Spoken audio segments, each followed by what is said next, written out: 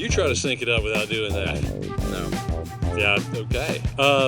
Hey, everybody, and welcome to Probably Irrelevant. Possibly interesting. With Mark and Wade. I'm the Wade part of that equation. Happy Thanksgiving, everybody. Say happy Thanksgiving, Mark. Happy Thanksgiving, Mark.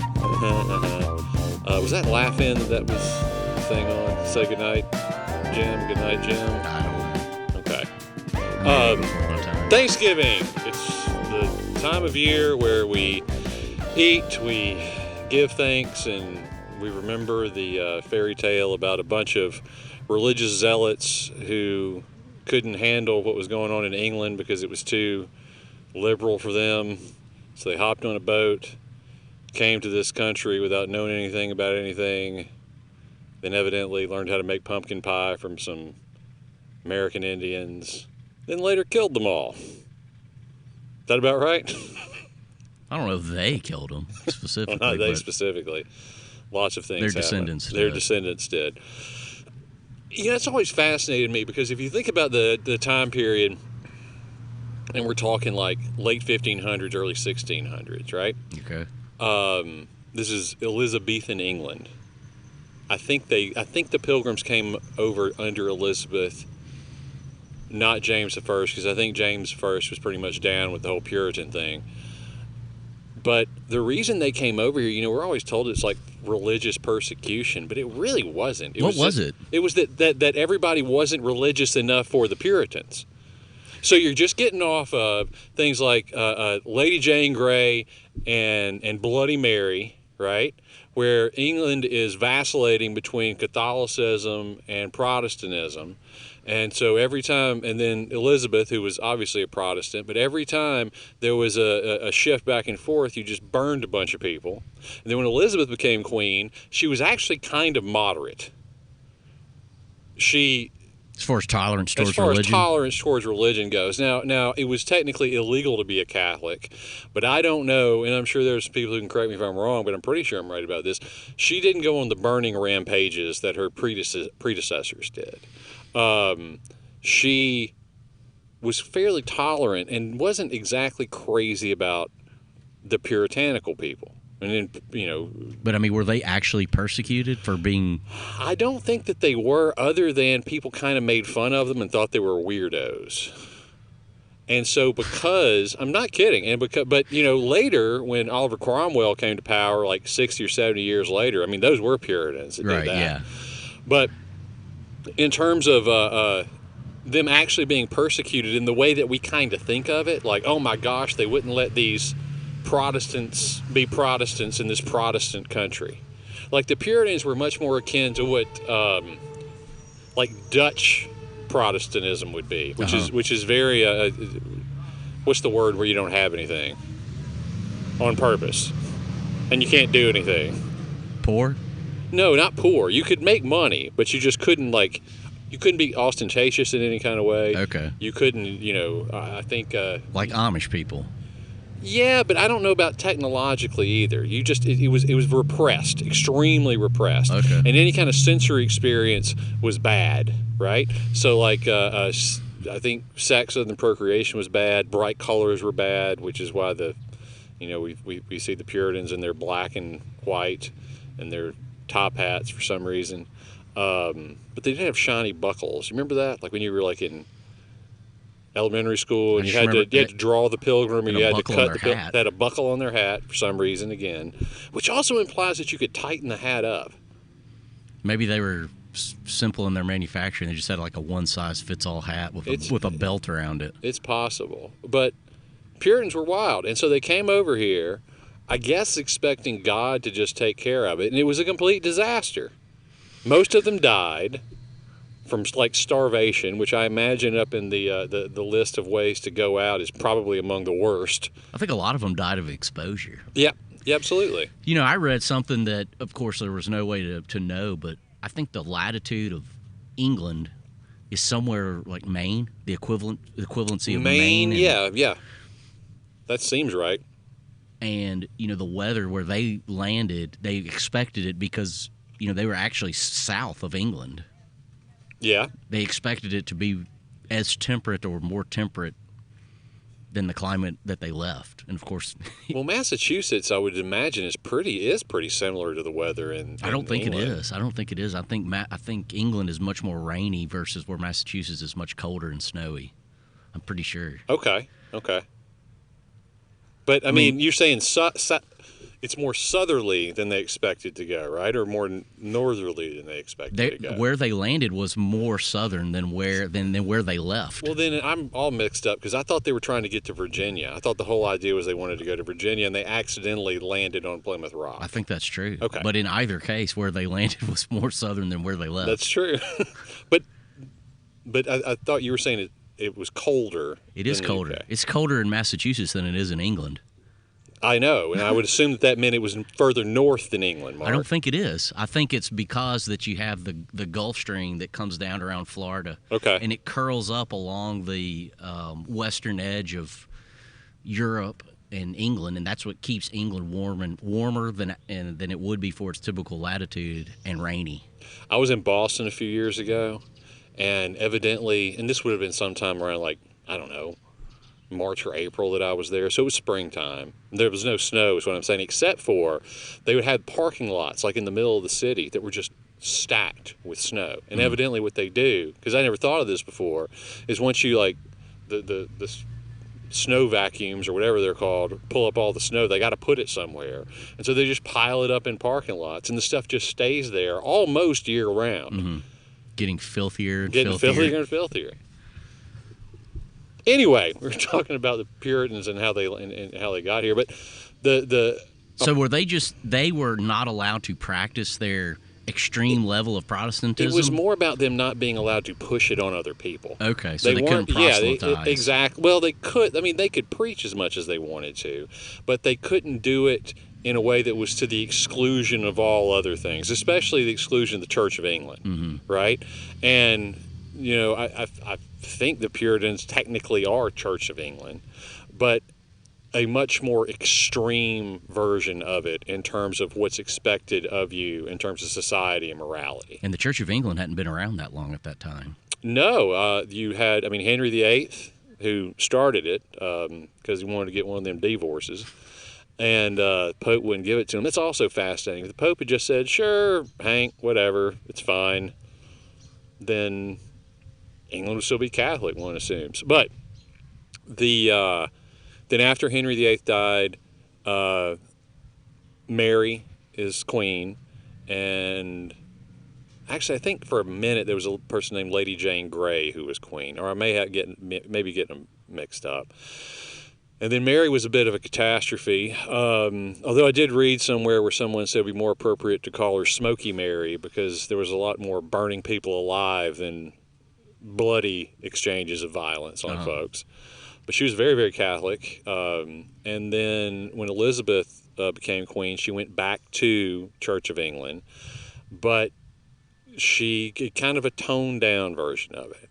And then when James I came to power, you started to see in England anyway what we think of as the more austere. Austere was the word I was trying to think of earlier. Austere version of that kind of Protestantism. Okay. And without all the finery and those kinds of things. And then but they'd already come over here to what would become the United States, settled in New England, and almost all of them died. And apocryphal or not, of course the story is the Indian population around there, or American Indian or Native American. I can never remember which one's the appropriate use. What is the appropriate one? I don't know. Because I'd read somewhere that Indian, in terms of Columbus naming them, had little, and obviously they had their own names before Columbus got there, but it wasn't about them being in India, but it meant it was hombres en Dios, which means people of God. Okay. But that could just be a big wad of bullshit as well. I don't know. I do know that in the few instances I've had the occasion to speak with, indigenous folks, and maybe indigenous is the word you're supposed to use. They prefer Indian. A lot of the ones that's what they call themselves. Yeah. People I've been around. Yeah. But did they eat together? I don't know if there's any truth to that. I think they probably showed them how to farm, do the kind of agriculture that you would have to do around, that part of the world. They probably showed them the most effective way to hunt turkeys, I suppose. And then the Puritans probably paid them in guns and rum, which is also fascinating because the entire Massachusetts economy was based on the rum trade, which they weren't allowed to drink.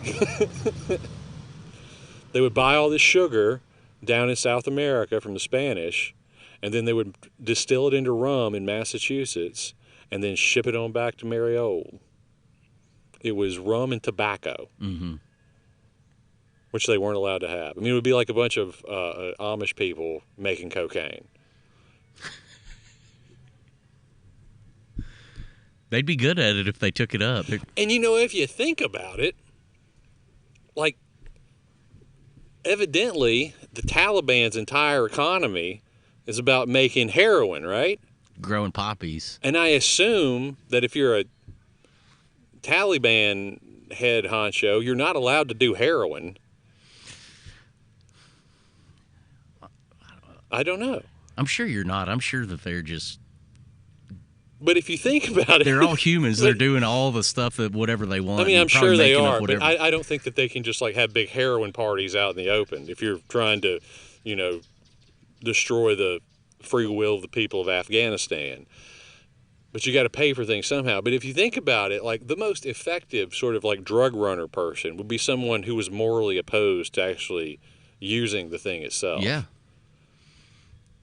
But not morally opposed to selling it to other people. Addicting everybody Exactly. to it. I read something about Thanksgiving, and that, not about Thanksgiving, but about when they were first here, that one of the primary things, because we said it on the show last week about pumpkins, about eating pumpkins. Yep. I saw a thing that how much, not even during that time period, but really during the formative stages of the United States, how much, especially the poor people of the United States, how much pumpkin they ate, and it was a lot. In what form was it eaten?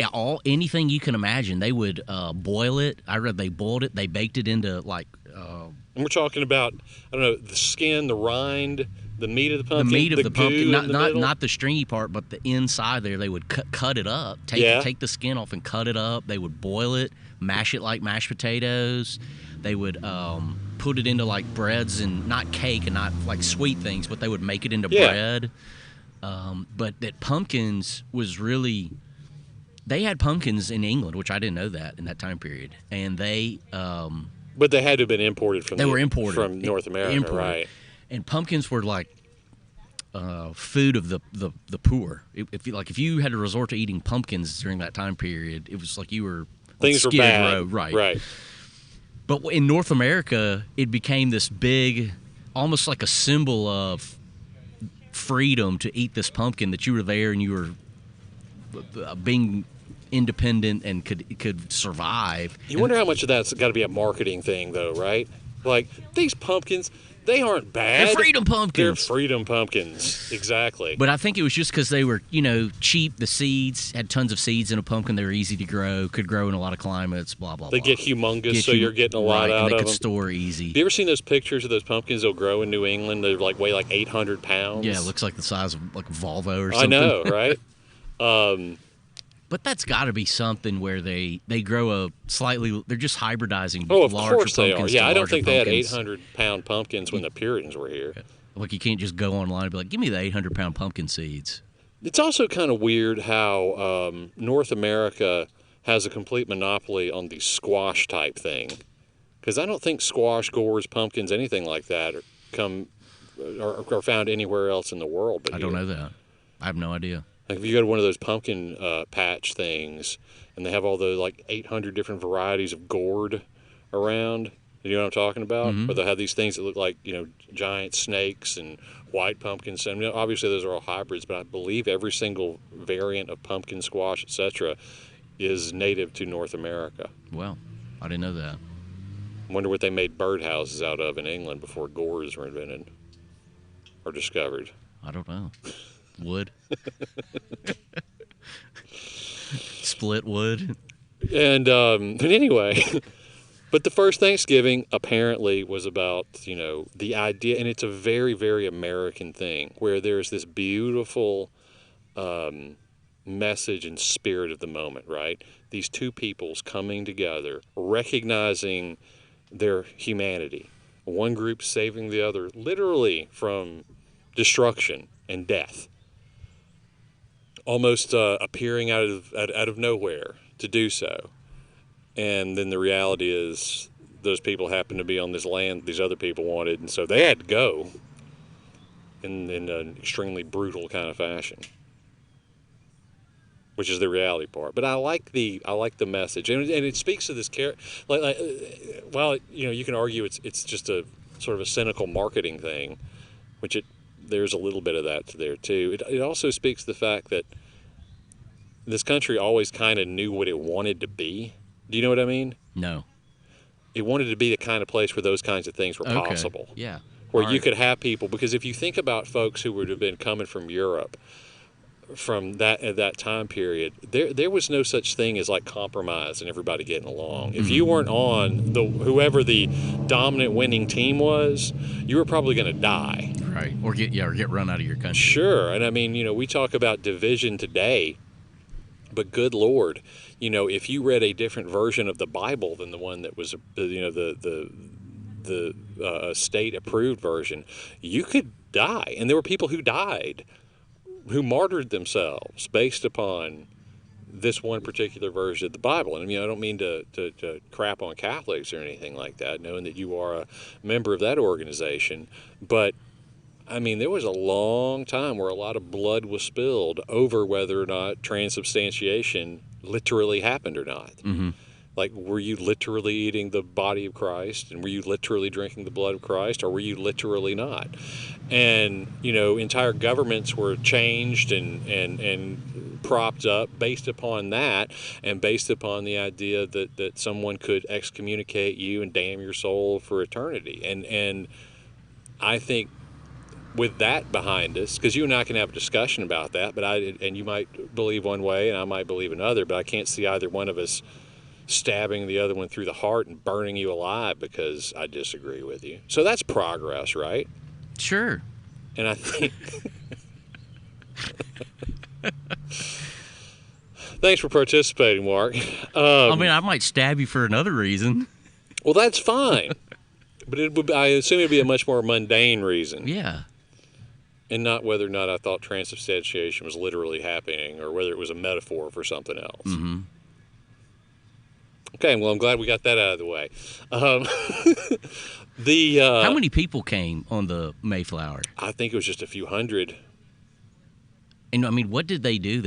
Somebody sailed the boat over here? Yeah, I think they hired somebody to sail the boat over here. They dropped them off and said, "That's good all. luck. That's it." Good luck, fellas. They expected more settlers and more people to come, and they didn't. And so they eventually, but unlike what was it, Roanoke or Jamestown that disappeared? Roanoke was the lost colony. Roanoke, yeah, they just disappeared. Right. That didn't happen. They one thing you can say for Puritans is they're stubborn, and once they decide they're going to do something, they continue to do it. And it's proto what the United States became. And I think a lot of the things that we tend to value, if they're common denominators within society, things like, hard work and toil and being able to make something bigger than yourself, probably, we do owe those folks that we got that from them. Because that wasn't like a standard ideology. Am I thinking about this right, or am I getting confused? Didn't a lot of those Puritans flee England for Holland, for the Netherlands? Didn't they leave there? I'm sure they did. No, I'm sure they did. Because the Dutch were super tolerant. They were kind of going through their own Enlightenment period during that time. Well, they were very, it's the oldest continuing democracy in the world, I think, is the Netherlands. Okay. But it was very, like, if you see pictures, like if you look at pictures of like well-to-do folks from the Netherlands and well-to-do folks from England in the same time period, and you're thinking like Henry VIII, and I think if there's a like a vision of king, right? You probably think of Henry VIII, big fat guy with a lot of stuff all over him, wearing a dress, looking supercilious in a big seat, in a big dress and a chair, staring imposingly at you, but gold and stuff like. But the Dutch, they wore like a wig and like a black thing that looked kind of like a dress, actually, with a little frilly thing around their neck, and that was it. That was it. There wasn't a lot of ostentatious stuff in terms of that. And I think that I'm right about this, that a lot of the puritanical ideas came from them and John Calvin. Okay.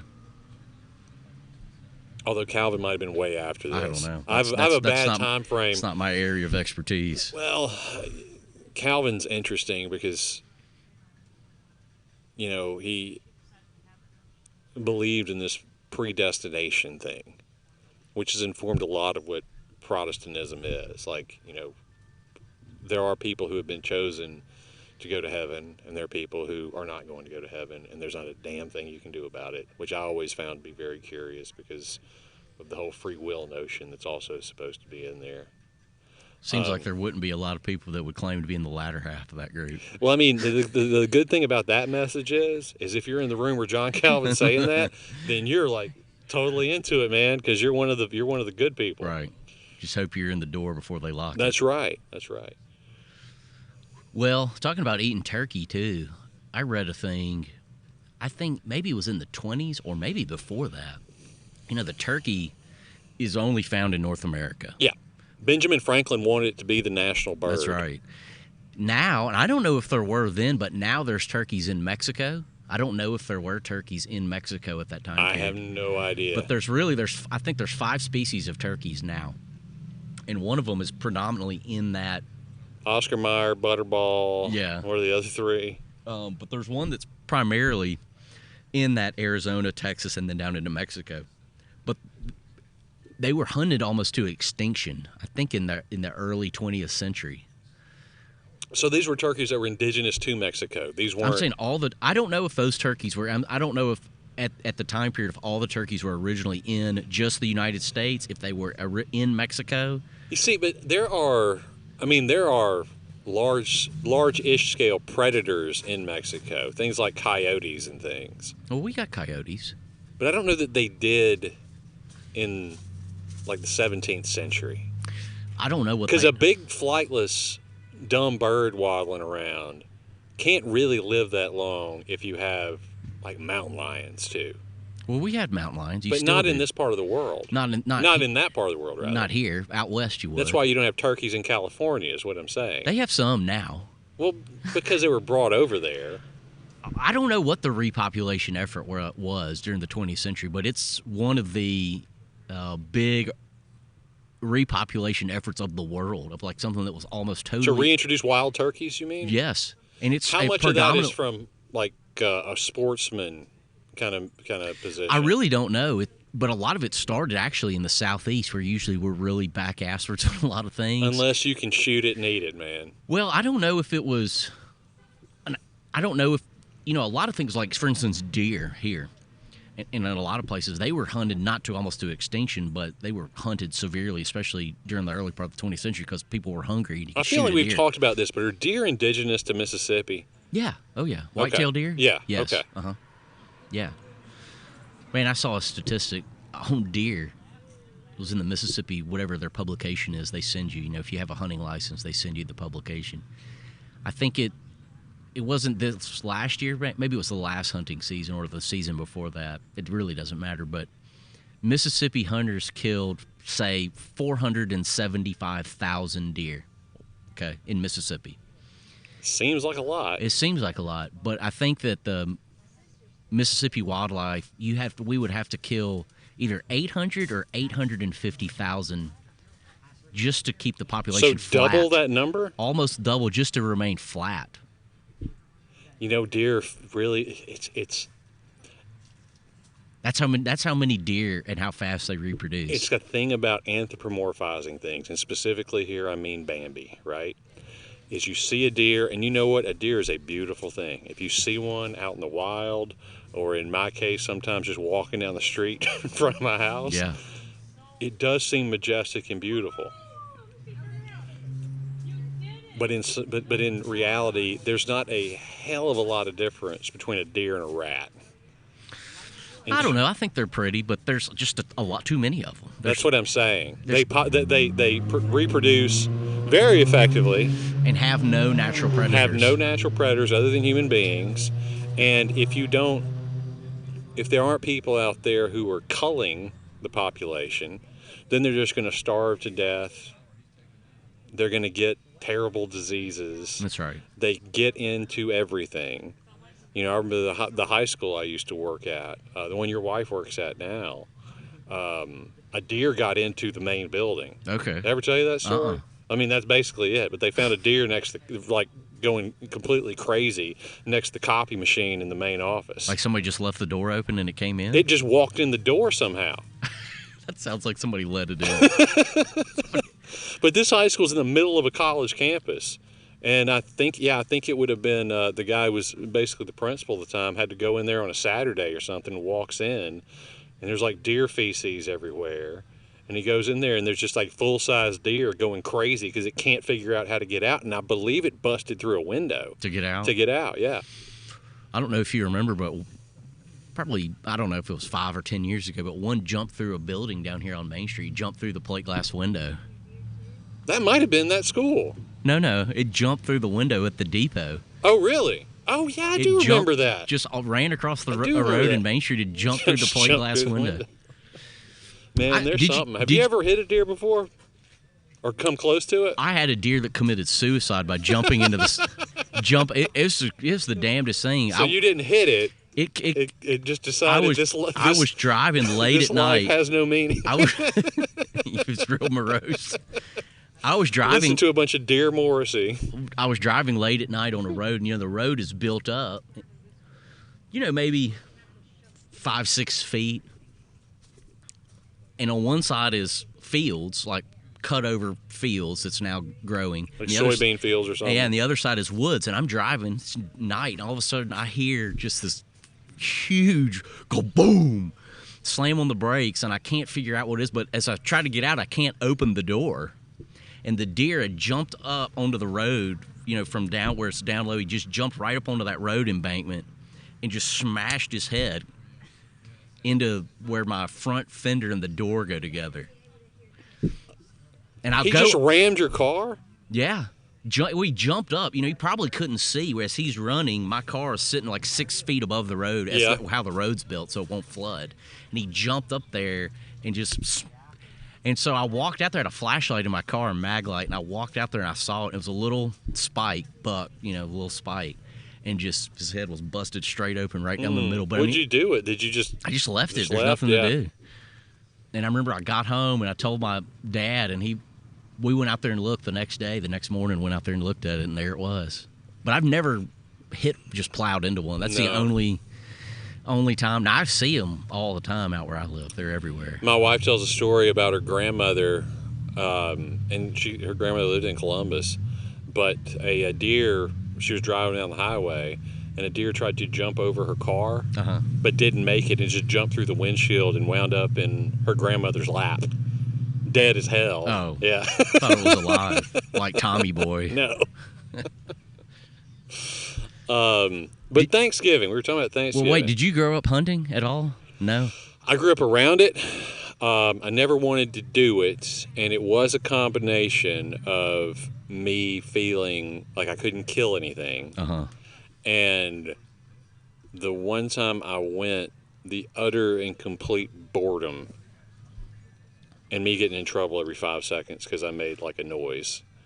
You're not allowed to do that. Did you hunt with your granddad? It would have been my uncle. Okay. Yeah. My granddad he would go dove hunting, but he just wasn't into deer hunting. He certainly wasn't like a moral thing I had a problem with. He just wasn't into it. I understand. Although evidently, and I have no idea whether the story is true or not, but people used to tell it, my grandfather, who was a World War II veteran, and he didn't talk a lot. Very smart guy. He didn't talk a lot.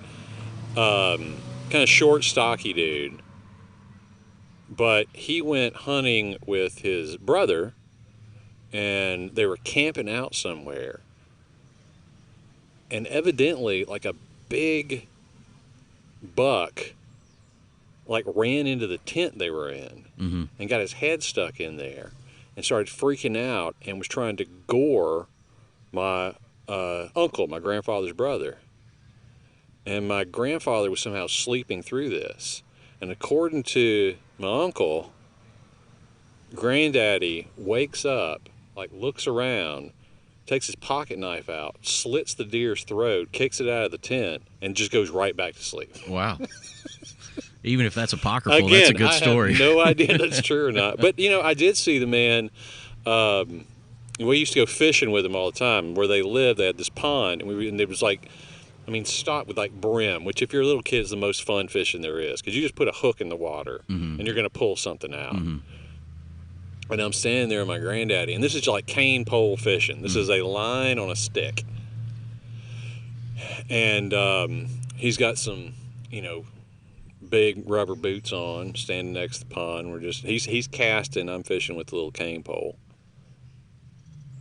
And I look over, and a water moccasin just jumps out of the water, coils itself around his boot, and just like starts slapping his mouth against Granddaddy's boot. And I swear, because I saw this happen, he didn't even look down. He reaches in his pocket, pulls out a pocket knife, holding on to the fishing pole. Pocket knife, reaches down, and just like gets the snake's head, and then the knife, and just like snaps the thing's head off, throws the head in the water, and throws the rest of the snake behind him, where it's flopping and flippering around. And he says, we're going to put that on the lines later. And I'm like, is that a poison snake, Granddaddy? He's like, poison snake. But super smart. He was a pharmacist. He owned a pharmacy in Little Rock, Arkansas for years. So he's a pharmacist, also like Rambo. Yeah, kind of. I don't know. Badass. It's something that I really need to do. And because my uncle, who's his son, my mom's brother, and I've talked about it every once in a while, but he served during World War II, like I said, and he was a part of the Army Air Corps. He used to say he was just in the Army, but the more you look into it, the more it looks like he was doing something that was beyond the scope of what he told people he was doing. He was stationed in China. Okay. I know he saw a lot of stuff. But he was certainly not afraid of anything. And he was certainly very casual about violence, I'll put it that way. But he was great. My granddad was awesome. One time, he had this pet duck named Marmaduke. And Marmaduke, and I don't know what kind of duck it is, but the feathers are like black and white, and it's got this red face and red beak, and there was this sort of, it almost like a tumor growing out of the front of his face. Yeah, I can't think of what the name of that is. But the duck just lived there, and he was like a dog, and when Granddaddy was outside, that duck would just follow him around. And Muscovy. Muscovy? Yeah, is that it? I think that's what those are But called. it didn't migrate. It didn't go anywhere. Marmaduke was just always there. Yeah. And when Granddad could call that duck, and that duck would come. And Granddad would, we had fish food, which it looked like cat food. That may not be what they're called, but you'd feed Marmaduke, and Marmaduke was mean to everybody else. Like have you ever been attacked by a duck before? Usually my ducks just run away from me. Well, Marmaduke would mess you up because he was almost like a cat, really, like where it would just get tired of you and nip at you, but not Granddad, and he loved that duck. But one day a coyote got him, and Marmaduke died. And then Hot Green, his name was Hot, which is short for Hot Shot, went on a coyote murder rampage, like a Quentin Tarantino movie, man. We used to do this thing where we had to go check the creek, which was code for Granddaddy wanting to drink some liquor, and Grandmama pretend like she didn't know that's what was happening. And I'm probably 6, 7, 8 years old. We're in this yellow Nissan pickup truck that he had, this tiny little pickup truck, gun rack, and we're going down this little dirt road, and there are these two coyotes having relations with one another just out in this field. The coyotes are actually on my side because I can see them. And I'm like, what are those puppies doing? And again, without saying a word, he gets that truck, spins it. And I'm, again, like a little kid in here, spins it, grabs a gun off, bumps me in the back of the head with the butt of the gun. And this is all in one motion, dude. And then, boom, killed 2 coyotes just like that. Wow. And then I just went. Then he made a coat out of them. No, he just left him there. As a warning, I suppose. But he got real upset when that duck died. I don't have a fondness for our ducks. In fact, they're really a gigantic pain in the ass. Yeah, but it's sweet because you got them for your daughter. Yeah. But I mean, they just waddle and poop everywhere and lay eggs. You know, that's the thing, because a duck is a farm animal. Like, there is definitely an E-I-E-I-O verse that says quack, quack. Yeah. But what exactly does a farmer do with a duck? I don't know what they do here. I mean, like, I've got a duck that lays eggs if you want duck eggs. But, I mean, people raise them for meat. Well, I know that you can raise them, but it's not, I wouldn't say duck is super popular around here. I mean, I don't know, I might be wrong, I've never tried, but I don't think we could go to our local Kroger and buy a duck. Yeah, could you we? can. You can? Yeah. Okay. Yeah. In the frozen section, they'll have a duck. They'll have a whole duck. Some people, if you do organic gardening or certain, we don't have a problem. So for the manure, then, just have them walk around. No. But there's in places where you have like a slug problem, which we don't really have a lot of slugs. Places where it's damp all the time. So in like the Northeast or Northwest or England, a lot of times they'll have ducks that wander through there because they'll eat slugs and they use them for slug control. Okay. But a lot of people, ducks are, any of those farm ducks, they're like chickens. They have wings, but they can't fly. They're too heavy. So basically, you're either raising them for meat or raising them for eggs. That's it. Or in France for foie gras. Well, I mean, that's technically goose. It can be duck, though. You can make duck foie gras, can't Okay. you? I mean, I don't know. I thought it was primarily duck. Is it goose? Yeah, it's usually goose. Where they force feed goose. Man, that'll make you join PETA. Have you ever seen him do that? I have. I don't. I'm kind of, I think animals, especially farm animals, should be respected for and be able to live their life. They've been domesticated, just like that duck. Yeah. The duck has been domesticated to serve a purpose for humanity. Okay? Shoving a funnel down its throat and pouring as much corn as you can in there. Really is not his purpose. Right. For me, I'm one of those people. Have you ever had foie gras, though? I have. It's pretty good, man. I don't care for it, but it doesn't really impact my decision. It's pretty good. I'm one of those people that thinks it's fine to eat meat. Yeah, me It's too. fine to hunt and eat meat. It's Me fine too, to grow animals, absolutely. domesticated animals, and eat Oh, them. I want to be clear. I have no moral issue with people hunting things like deer. I mean, now, there are some things, obviously, like if you're going to go gorilla hunting, I have a problem with that. But yeah, like shooting a giraffe. Seems yeah, a little morbid, I think that the way, but even like big game stuff, when it's actually funding the reserves to be able to actually protect the majority of the population, I'm sure we could have a very nuanced moral discussion about that, but I think it's way better than just letting poachers go kill lions for their penises or whatever. or slaughter rhinos for their horns Right. to make Chinese. Or shark fin Viagra. soup is wrong. I'll say that. Shark fin soup is wrong. I just think even like more with these domesticated animals. I think domesticated animals were domesticated to fulfill that purpose, and they shouldn't be mistreated. They should have their purpose. Absolutely. And their purpose is like a small instance, but it's not really, like cows. Not every, but a lot of beef, if you get it at the grocery store, even organic beef, okay? Cows are meant to eat grass. They're what's called a ruminant. So that's why they have all the stomachs, right? So they can extract nutrients from grass or grasses, Yep. clover, whatever. They're not bred, or they haven't evolved to eat grain, corn. Right. So just for instance, when you read about something like peanuts or lettuce or whatever, there's an Or gummy bears. No, I'm saying there's an E. coli outbreak, okay? You read and there's an E. coli outbreak in a peanut field or lettuce or spinach or whatever. Usually the reason why is because wherever they're growing that stuff is adjacent to a cow feedlot where they're feeding them corn. And there's so much cow waste that it's running down into those fields. And what happens is that bacteria is thriving in those cows' stomach on that fermented corn. That corn is fermenting in their stomach and allowing bacteria to thrive. Because those cows aren't living the way they're supposed to live. They're supposed to live on grass. That's the way they evolved. Now, are they mistreated when they're there? Sometimes they are. Is it more expensive to raise cows on grass? Commercially, it is. A lot of times, yes. But I'm saying as an example, we can see when we try to fight against the nature of that animal, that's when you have all that E. coli outbreak. Of course, yeah. It would be easier for everybody, especially the consumer, to just say, well, I don't have to worry about all this E. coli because all this cow shit is not running down from these feedlots. I mean, feedlots, and I'm not, going to get on a moral high horse about it, but they're basically just like a concrete parking lot. Yeah. Where cows are fed corn to No, if you've ever seen any kind of footage of factory farming, like animal factory farming, it's pretty.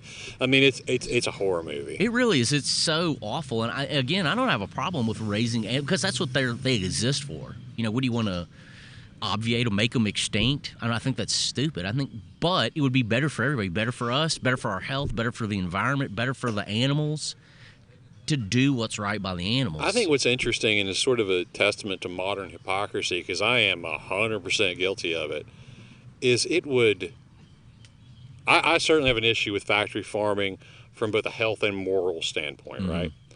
But I would also be really annoyed if hamburger was all of a sudden $40 a pound.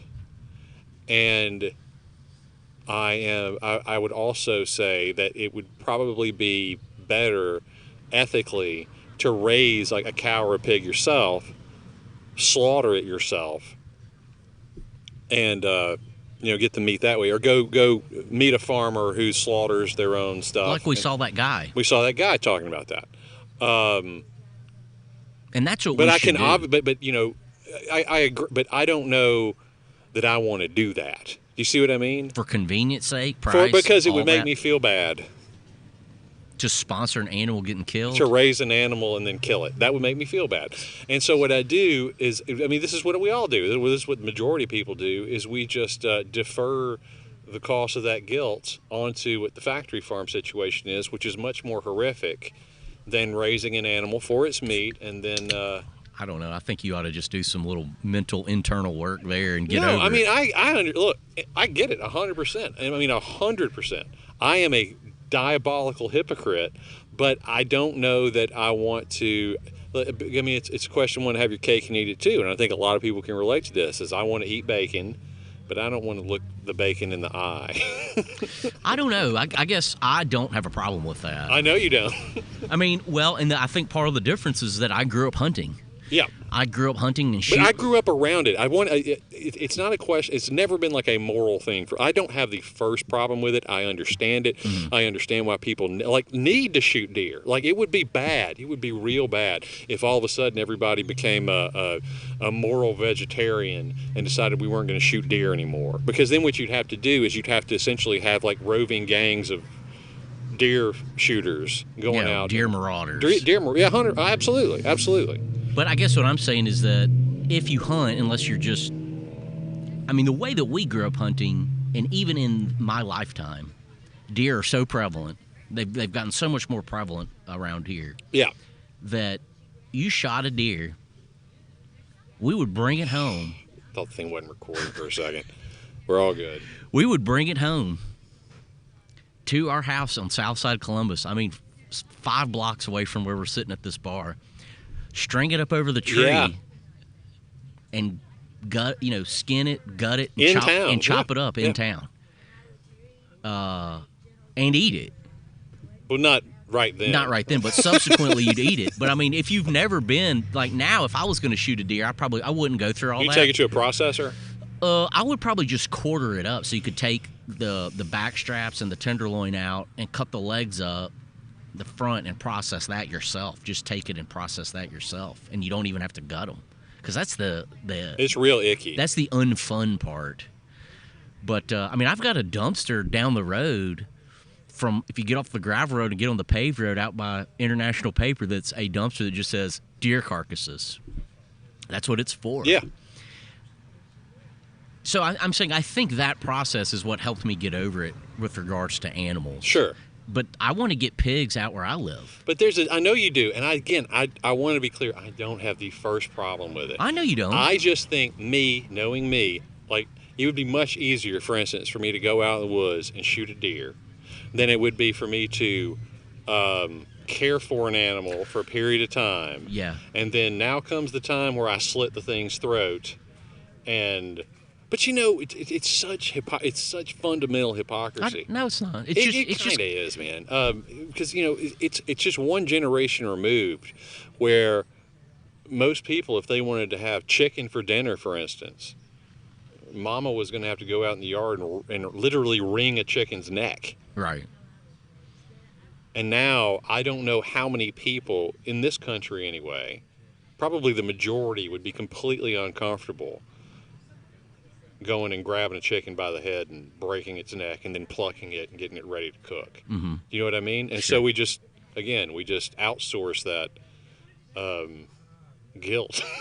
I mean, I think I saw a thing where, I don't know if it was school-age kids or older kids, but they were obviously just cataclysmic morons. But they basically were trying to tell people, hey, you're eating this chicken nugget. Do you know that comes from a live chicken that's killed and ground up and turned into a processed patty? And they were like, what? It's also weird to me because you're right, how much trouble is done to obfuscate that fact Mm-hmm. that this was an animal that was raised specifically for You to eat. the protein in its body. Yeah. Yeah. Would that, I don't know, it wouldn't make it harder for me.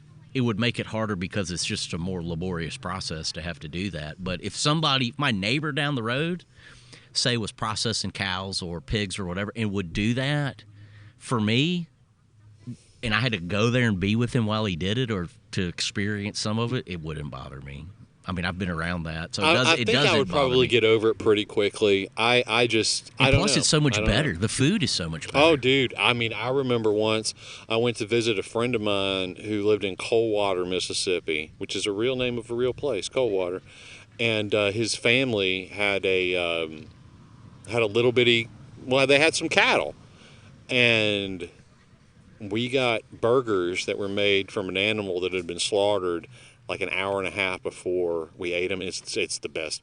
I mean, it's the best thing I've ever had. Well, I think that's part of the problem in Mississippi. Back to hunting is that I'm part of the problem because I grew up hunting when it was hunting season. My father, my brother, my two cousins, my grandfather, we would all go. Sometimes, I mean, even other people in my family, like we would all go. I'm saying because next week is when you'd go. We'd all be going hunting. Yeah. And, I haven't taken my kids. My son is more like you where he wouldn't want to go. Now, my daughter really wants to go. That makes a lot of sense. But, it's funny. He's not my brother, my cousin. I have a cousin who is almost exactly the same age I am. Mm-hmm. And we grew up very much like brothers, but like a brother you'd see a couple of times a year because he lived in Little Rock, Arkansas. But he always come here because where our grandparents lived, right?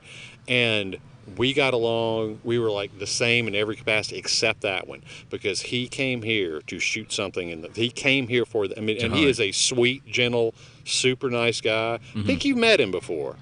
Met him one time, Scott. Oh, yeah, I did, yeah. But very much like that, and it still is to this day. He likes hunting and all that. It's just, I just never got the bug. I mean, fishing's okay, but it's just never been a thing that just grabbed me. But I don't have, again, the first moral issue with it. I do think it's weird. The things I don't like are when it starts crossing over, because I know you can get immune to, like, the suffering of an animal, especially once you start thinking of it as a product. But I have memories and, like, frankly, nightmares about some distant cousin, uncle, whatever, that lived near my grandparents who had a pig farm, and I was a little bitty, but there was like a cat running around in the pig farm, and the guy just took it and threw it into a pig pen and laughed while the cat was torn to pieces. Like, that stuff. So you were just related to, like, psychopaths? Not all of them. No, they're good. There are many, many good people. Many, many good people. But it was a different time. It was where,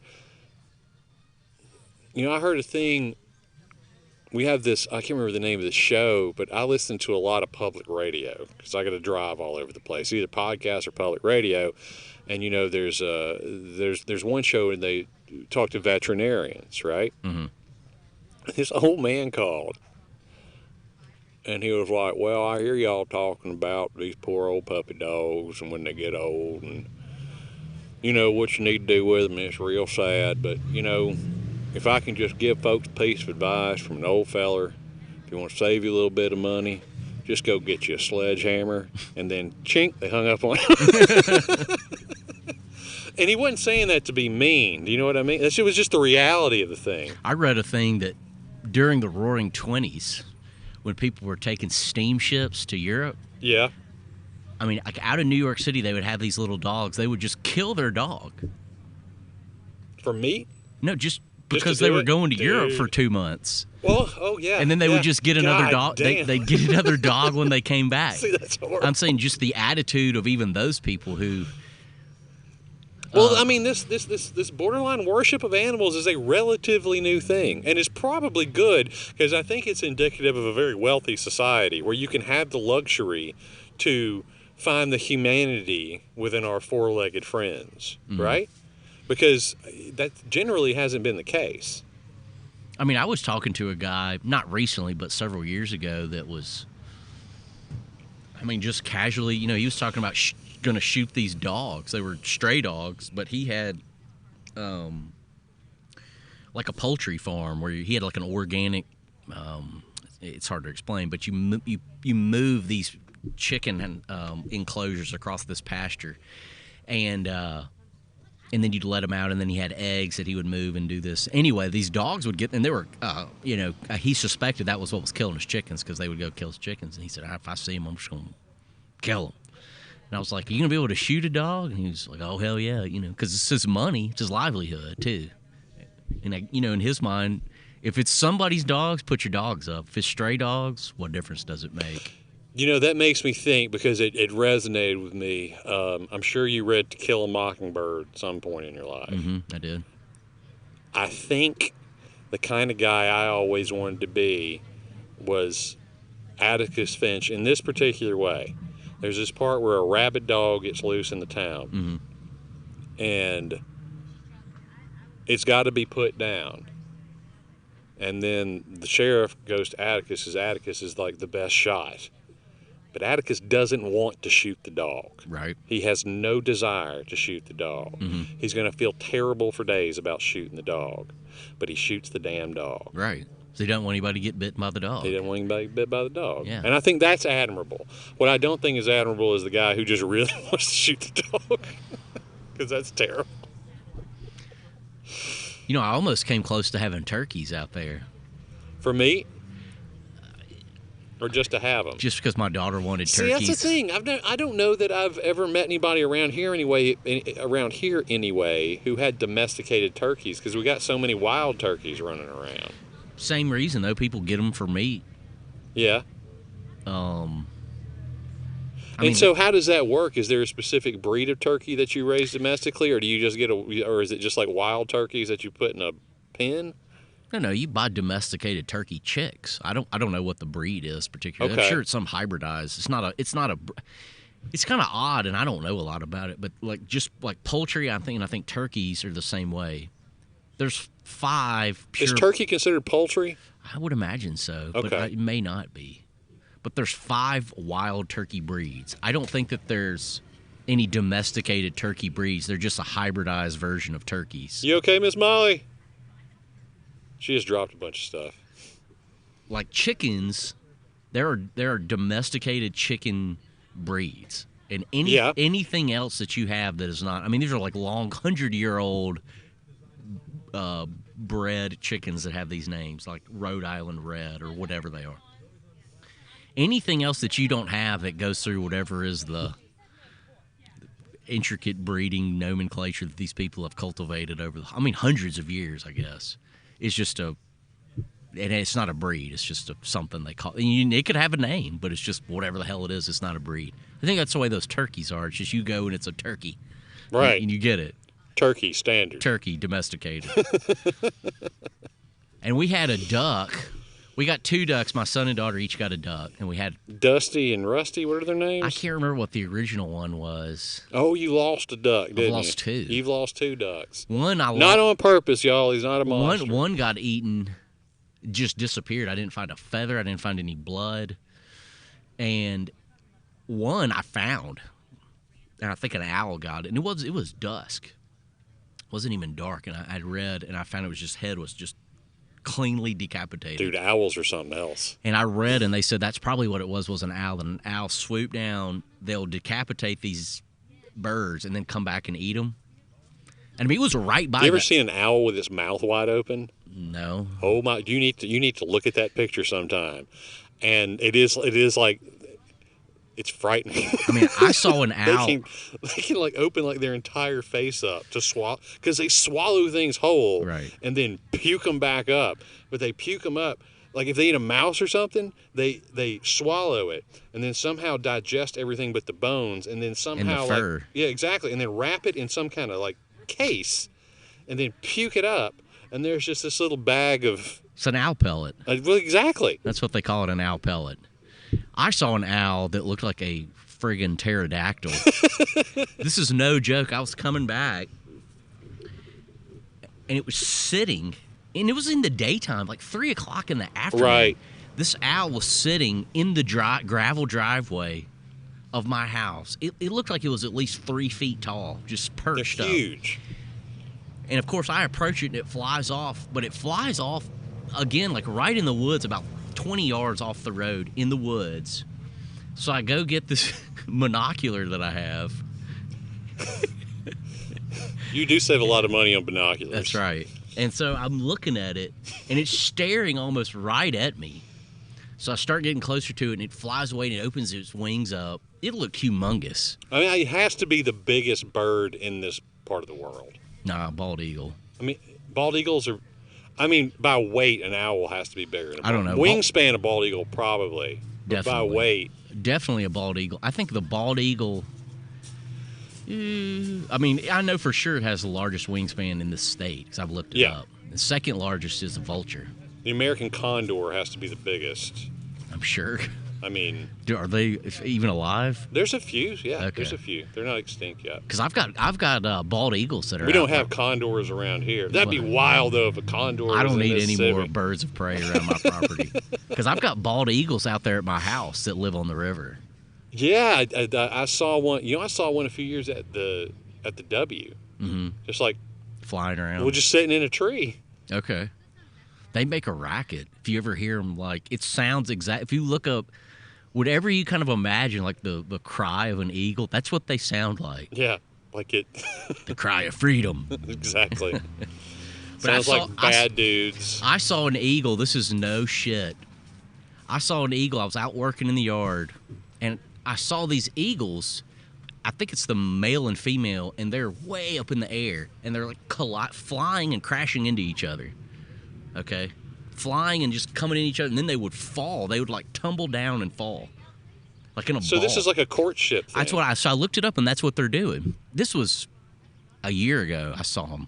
God, that's so cool that you got to see falling, that. and then they would come apart and then start flying again. Then what did you think they were doing when you saw it? I didn't know what it was, because I looked over across the river, and I can hear these eagles making that like cry.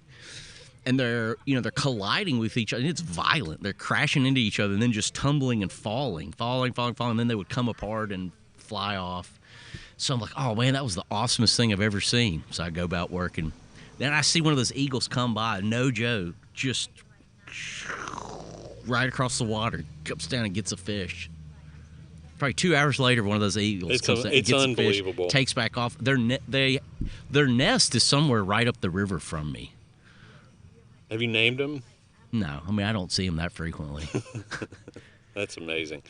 You know, when I was a kid, falconry was a thing I was very interested in. I've never done it, but I always thought it was neat that you have like a bird friend that you can go like send after your enemies, basically. Mm-hmm. Do you know the largest bird that can be used for falconry? It's the golden eagle. That's a pretty big bird. In Mongolia, they train golden eagles, and they have them, obviously they've got a glove or some kind of thing to protect themselves. But the bird, if you see these folks who have these golden eagles, the damn bird looks almost as big as the person who's holding the thing. And evidently they were domesticated for fighting wolves. Because, the Mongolians have all these horses, it's a horse culture. And so wolves get in there and mess stuff up. And so they train these birds to be able to throw it at wolves. I could see a golden eagle swooping down and putting those talons amazing. In a wolf skull. I think that's cool as hell. Golden eagles are in the United States. Well, there's one in Hattiesburg. His name's Nugget. I'm saying there's wild golden eagles. I don't think we have them here. I didn't know there were wild golden eagles. No, there's out west. We don't have them in this part of the United States. They're out west. My dad was a big Southern Miss fan, and we would go to University of Southern Mississippi football games all the time, and you'd get and Nugget would come out on the field every once in a while, which was the name of the golden eagle they had there. What kind of eagle do they have at Auburn? Is it a golden eagle or a war eagle? I mean, it's a tiger eagle. I don't know. I think it's a bald eagle, man. Is it? Yeah, my wife would kill me. She's a big Auburn fan, but I'm almost confident it's some kind of bald eagle. Well, if it's got a white head, I'm pretty sure it's a bald eagle. I mean, that's what I'm picturing in my head. I don't care enough. I'm not an Auburn fan. It's not an orange or blue head. Go Tigers or War Eagle. Isn't that weird how they have two mascots? No, they have three because the Plainsman is the other one. The Plainsman? Mm-hmm. They have three. War Eagle. My wife explained this to me once, but it still doesn't make any sense to me. They're the Plainsman, the Tigers, and War Eagle.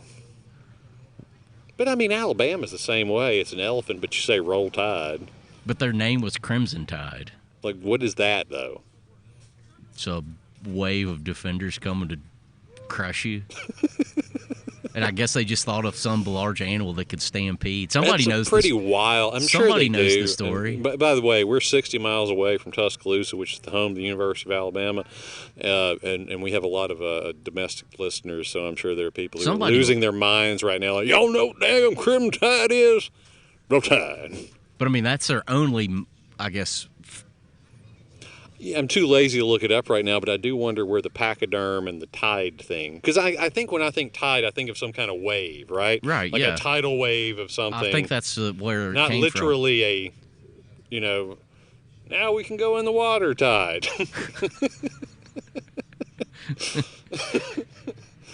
And crimson, which I think there's a phenomenon that turns like the ocean red when a bunch of particular kind of plankton get in there. Well, that's called a red tide. A red tide. Well, that would make sense. Yeah. But not a crimson tide.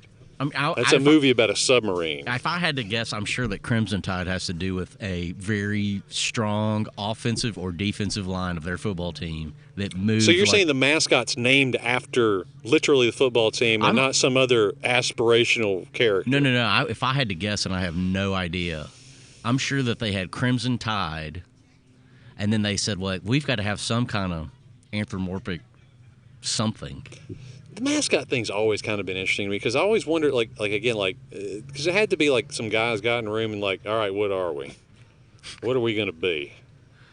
So Mississippi State University is the Bulldogs. Why? Maybe somebody had a bulldog that was. But like it's a pretty. Well, I would assume because I think bulldogs are like an English Scottish breed, right? Lots of Scotch-Irish people who were associated with founding these universities 100, 150 years ago. But I don't know that bulldogs are especially fierce animals. In fact, every single one I've been around seems like they have, breathing problems. They seem extremely lazy. Exactly. Which might explain a hell of a lot about Mississippi State, not so much Georgia. Well, I guess also 150 years ago, I bet a lot of these dog breeds didn't exist. What I mean is a tiger makes sense. A tiger makes sense. Yeah. A tiger's a scary thing. Right. It's going to come get you and mess you up. Not a bulldog, though. What if you were an Ole Miss fan? Well, then you don't know what you are. Well, I mean, here's the thing: is they know what they are. They're just not allowed to say it anymore. But are they not still the Rebels? They're the Bears, the Black Bears, or the Land Sharks, or the I thought they were still. Rebels. I thought they were still the rebels. They just couldn't use Colonel Reb, or I could be wrong. I don't keep up with that. I mean, all. I think you're right. I think they call themselves Ole Miss Rebels, but they have their anthropomorphic. Their anthropomorphic creature that right, defines them is a bear. But what I think, you know what I think it is? I think it's a bear, but I think Colonel Reb's under that bear suit. So it's a guy in a Colonel Reb suit in a bear suit. No, it's a guy. No, it's a Colonel Reb in a bear suit. Okay. Huh. Because, the South. So, like, when he gets home, he just takes that bear head off, and he's got That's right. And then he hangs around all the sports boosters. They're like, we knew you were there. All along, Colonel Reb, we knew you were there. I can remember going to Ole Miss, and people would have that attire on. Like, you'd see, I mean, not the head of Colonel Reb, but the costume. Dude, I won't say I participate in them, but I've been in the vicinity of Old South parties. I'm saying, but you just go there, like, there'd be some guy that would have that outfit on. Yeah, I'm sure they still do. Oh, I don't know. I mean, it's been a long time since I've been there. I mean, for a football game. Yeah, I can't. God, you know what? That's true. I think the last time I went to Oxford and was in the stands for a football game, Tommy Tuberville was the coach at Ole Miss. Wow. Who's now a senator. Hooray! From Alabama. Because he left Ole Miss to go to Auburn. See, we brought it all back around, Mark. Really? Tommy Tuberville. So you going to do anything special for Thanksgiving? You going to watch any football for Thanksgiving? Probably not, but people will be watching football around me. What I imagine I will do is I will go to my stepmother's house, as my wife typically cooks just about everything for that. Uh-huh. She's very good at. My wife is extremely good at the carbohydrate part of Thanksgiving, which is frankly my favorite part. You give me some dressing, some cream corn, and some potatoes, sweet and otherwise, and some, whatever the hell else comes with Thanksgiving, and I'm a happy camper. The turkey is fine. It's a nice little addition, but what I like is that part where it all starts to kind of get mixed up together at one point. Right. Oh, Lordy. Give me a couple rolls up in there. I love dressing. Dude, me too. Dressing, and then just because nobody cares, throw you some gravy on top of that. Hell yeah. Hot diggity dog. And I would also like to issue a challenge to any of our friends who don't live in this part of the world listening to this. Dressing, let's explain what dressing is to people who might not know. Dressing is what you folks might think of as stuffing, right? But trust me, it's a hell of a lot better when it hadn't been up the bird's butt.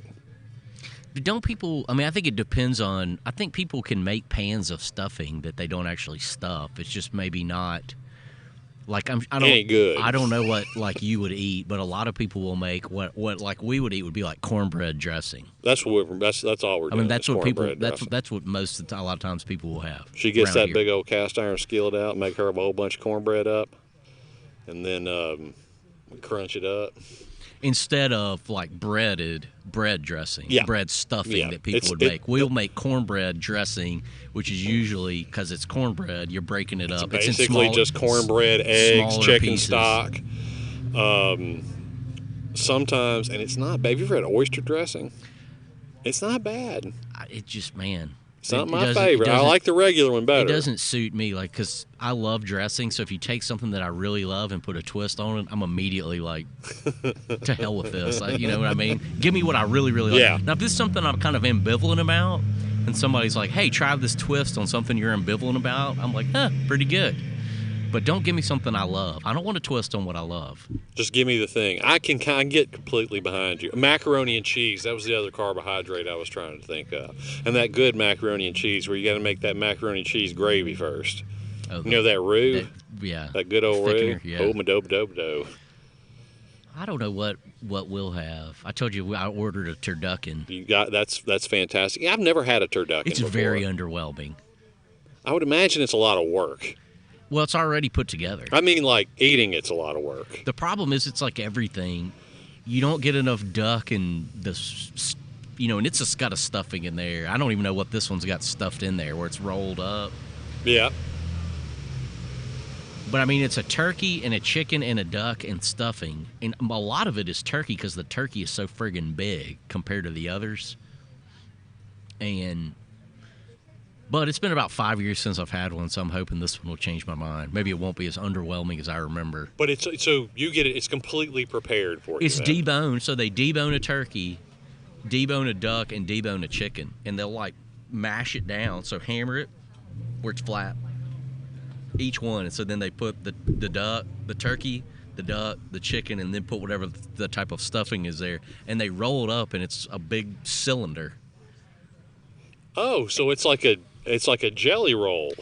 It's kind of like that. It's kind of like looks like a big meaty sweet roll. It's kind of like almost like a chicken cordon bleu or something Except like that. Except it's not fried and it's it's not dusted. It's just a big rolled like meat roll up. That's it. I guess I've always thought of it as literally what it is, where you get the turkey and you shove the duck in there, and then you shove the chicken in the duck somehow. It's difficult to do that because they have all these bones. That's what That's what I've always thought. I was like, man. So they debone them. I'm an ignorant fool. They debone them and then smash them down, then put one on top of the other, and then put whatever that is. I've had them different ways where they'll just put like dressing in the middle, like cornbread dressing. Yep. I've had some where they'll make them where they do like Cajun flavored, and so they'll put like andouille sausage dressing in there or whatever. That doesn't sound bad. It's not bad. It's not, to me, that's not super Thanksgiving-y, but it was pretty good. I think I ordered that one from Louisiana one time. Huh. I think that's the origin of turducken is somewhere down there. Crazy. I mean, Cajuns. that does not surprise Right. me. But good Lord, I got a very good friend of mine who's from Alexandria, Louisiana. And if he invites you to come eat, you go to his house and you eat whatever he puts in front of you. It's always unbelievably good. Mm. Have you ever been to his house for Thanksgiving? No, I haven't, but I would totally go, except I got this family. Damn family. Yeah, I know, right? But yeah, we'll do that, and siblings will show up, and me and my brother will sit around and basically talk crap at each other the whole time, which is fun. I like that. He's good at making fun of me. So your favorite thing is dressing? Yeah, but it's also dressing along with everything else. Okay. So it needs everything else. Like just a big plate of dressing by itself, that's fine.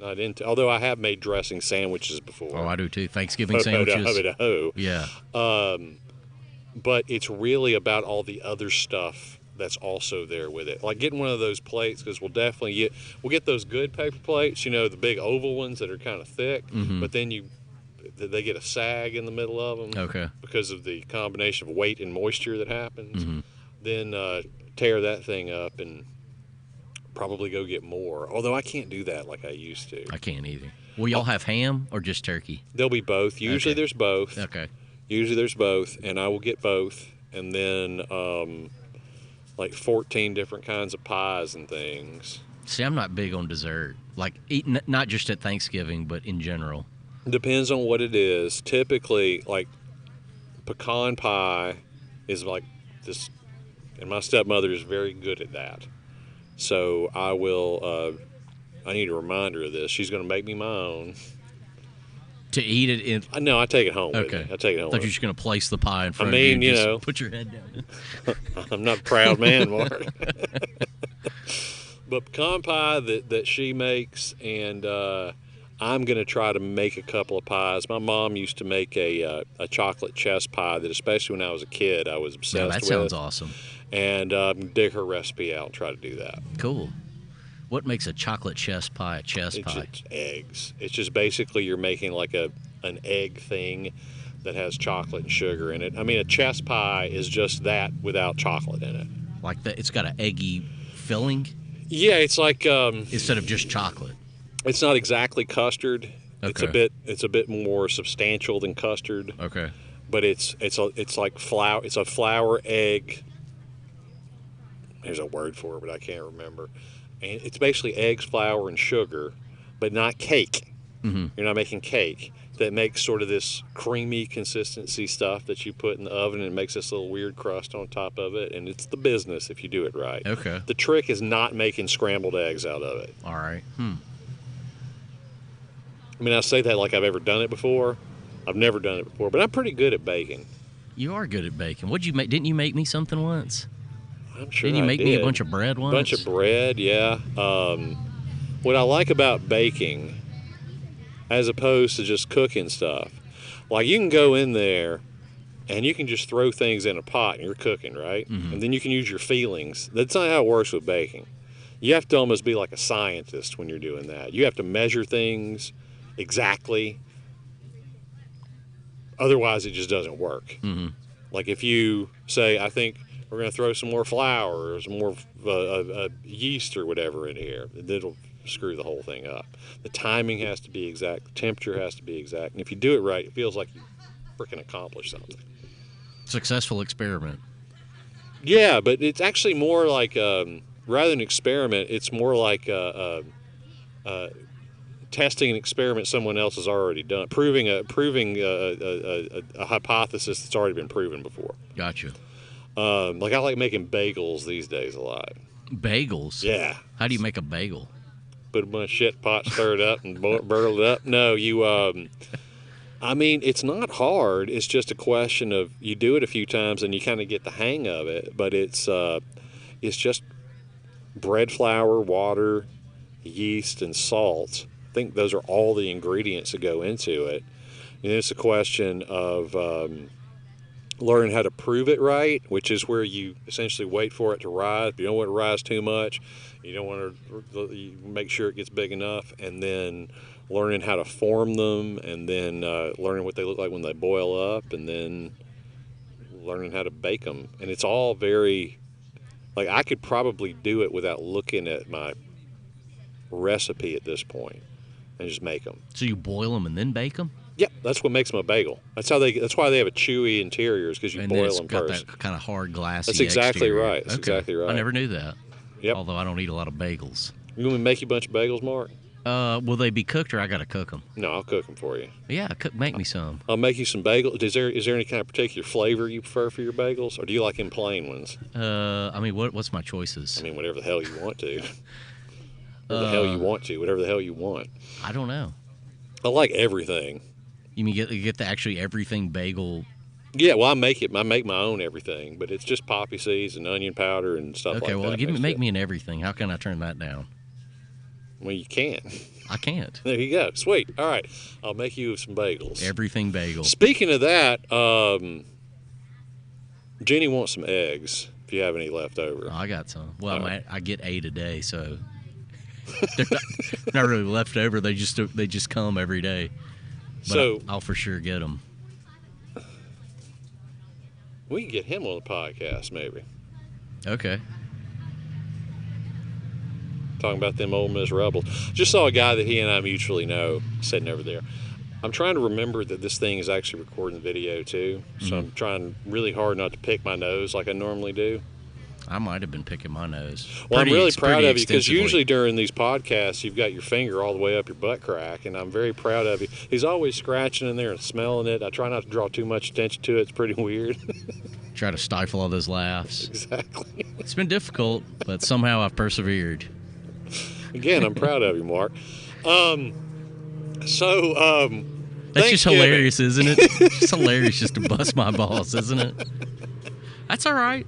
I'm a big boy. I can take it. I know you can put into pop.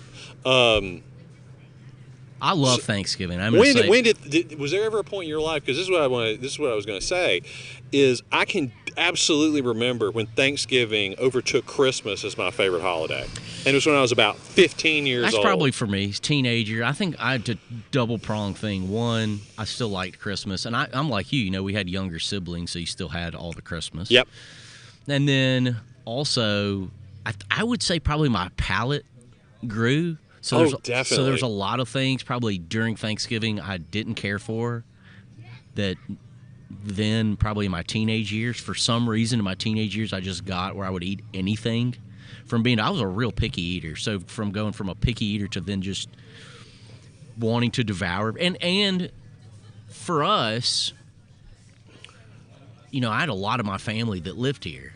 My grandparents, my immediate family, all my cousins, save one. And then even some of my cousins on my mother's side of the family, my grandparents lived in Birmingham, they would come. So Thanksgiving was really the biggest time for our whole family. I mean, we would have some Christmas that we would have together, and then that was, sometimes we would have Christmas Eve as a family too, like our whole family.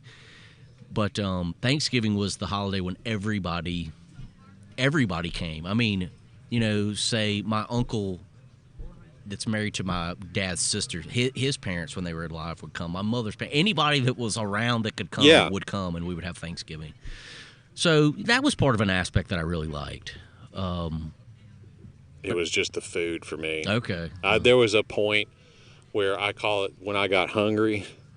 Yeah. And I mean, 4 or 5 plates at a go. And this was when I was about 15. I was probably not quite 6 feet tall, but pushing it, and like 125 pounds. But I could just eat and eat and eat and eat and eat without stopping. Never gained an ounce. Mm-hmm. And then Thanksgiving, that's exact, because it was just like I was allowed. Like I wouldn't get in trouble for eating a fried chicken at home. Man, I can remember going after like basketball practice, being like 15 or 16, going after basketball practice, taking a shower, going out, drinking like 12 beers, and eating. I'm dead serious. Like 5 or 6 double stacks from Wendy's. Oh yeah, man. I mean, we would go through Wendy's, and it was, and they were $1. Yeah. And I can remember getting 5, or we'd get 4. I'd get 4, sometimes 5, and you'd have $6. I'd have 5 plus like change, dig change out of the center of the console.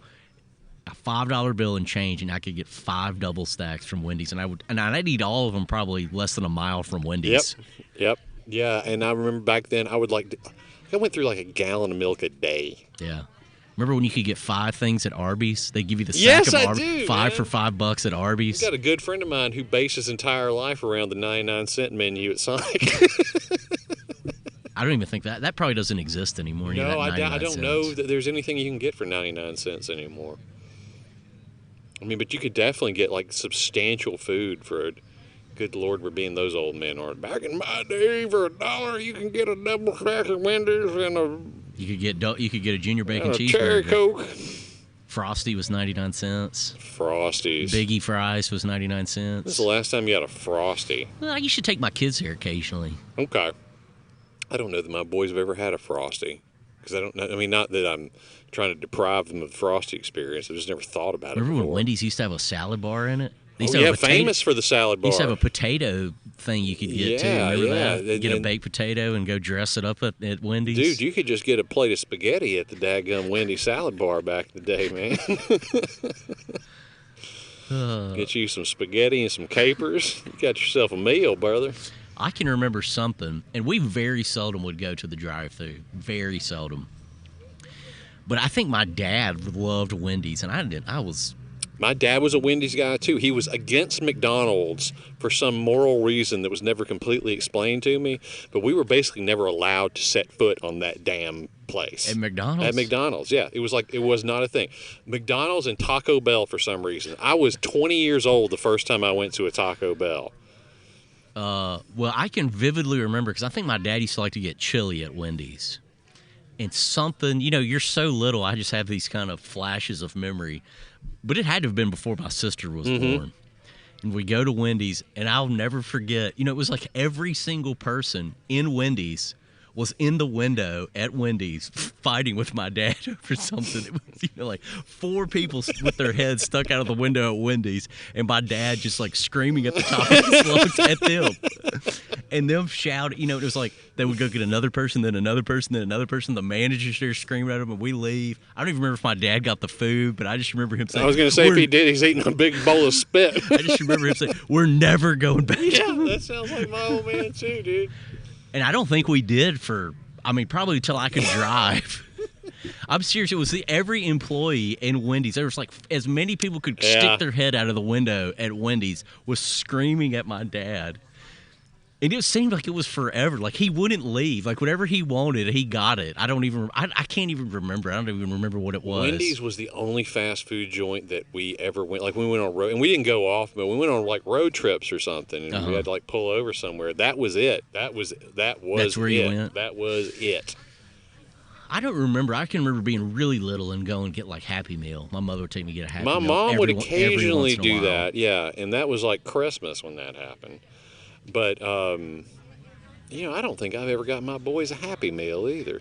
My daughter's gotten into getting a Happy Meal. When I take her, when I pick her up from gymnastics, I go to the McDonald's and get her a Happy Meal. I don't know why she wants it. I said something to her about a Happy Meal. What are the toys like these days? It's not even a toy. It's like a statue thing of Disney characters. They're just an immovable.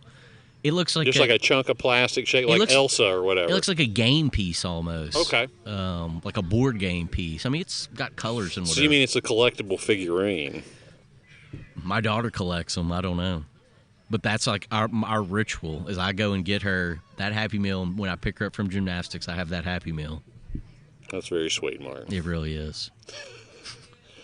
All right, we're going to take a break because I got to get a beer. All righty.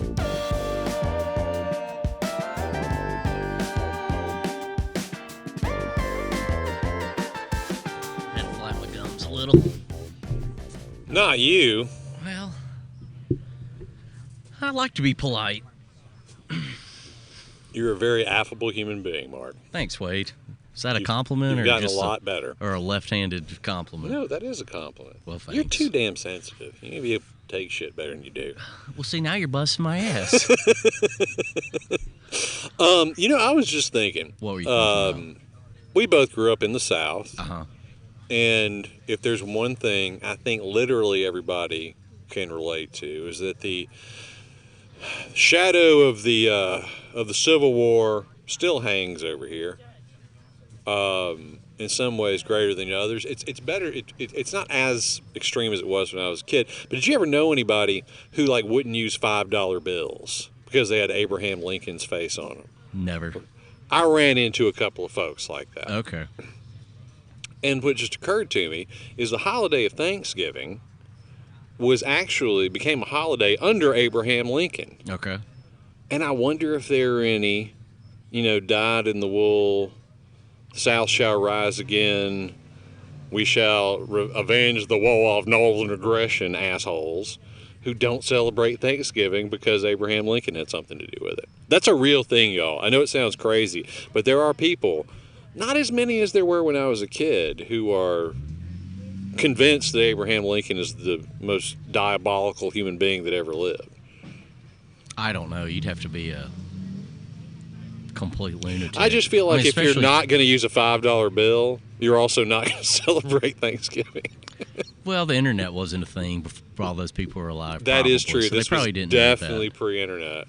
I just don't know a lot of people that even have that mindset. Not that I'm just being a sanctimonious asshole, It's but not so much, maybe it's because I grew up out in the county, I guess. But that was definitely a thing that was around. I think some of it too probably is my dad's family wasn't from the South. That's true. You're like your dad's from New York originally. Well, he's an Air Force kid, so he's from all over. But he was born in New York, right? He was actually born in Washington State. Oh, okay. I didn't know that. Yep. Were you born in Columbus? Mm-hmm. Yep. Me too. Golden Triangle Hospital. Me too, buddy. Yep. Yeah, I guess that is different because, there was definitely some, and it really wasn't. Now, my mother's family was from the South, but not that I didn't know them, but my grandparents, my mother's parents, who I was very close to, and who both of them were originally from Lowndes County. They moved away after they got married and went, my granddad went to work. But, they never talked about anything. I never had any I think I got very fortunate. I think I've spoken about this before, but especially in this part of the world, my dad was considered like super liberal. And I mean, like he voted for Jimmy Carter, kind of, or campaigned for Jimmy Carter. There's a lot of people that voted for Jimmy Carter in the South. He was, he thought black people were human beings, kind of liberal, being in the South. But I think there were still a lot of people that thought that way. He was a big fan of Martin Luther King, those kinds of things. But And so, in one ear, going and seeing some relatives, they would be like the worst, like the worst thing you can think of in terms of the things that were said. Mm. And then in my other ear, my dad's like, "You know, your Uncle Jimmy's an asshole, right?" Mm. See, and I didn't experience anybody. I mean, I had a sheltered life anyway. I did. But I didn't experience anybody saying anything bad, acting bad. I mean, from adults. I was a kid. I certainly didn't have kids doing that. But, or really I was so naive and stupid, not even to just the historical perspective, even what current things that might have created some type of discussion. I didn't really experience it. I was a teenager or older. And certainly not even from adults. It would be like really random, a lot of times redneck kids or redneck adults I was around. Man, not me. There were some times when I would go and visit extended family, and it was like living in a Mark Twain novel. It was, no, it was extreme. And what's funny is maybe it's not funny, but see, most of these people are dead, have been dead for a long time, but not all of them. And occasionally you'll see somebody, one of them pop up on Facebook, and it'll be one of these, I'm not racist, but, and I'm thinking, no, dude, you're super racist. I remember when I was 8 years old, you were trying to tell me how it was, and that was super racist, bro. I mean, do you think I don't know that I encounter people.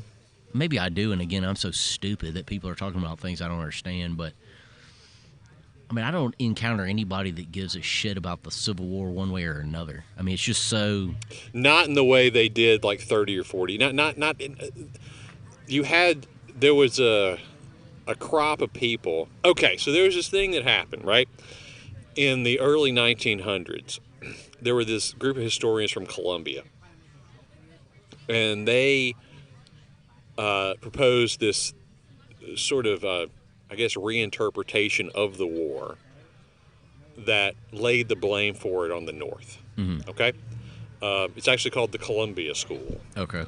And it's the argument that the North actually invaded the South.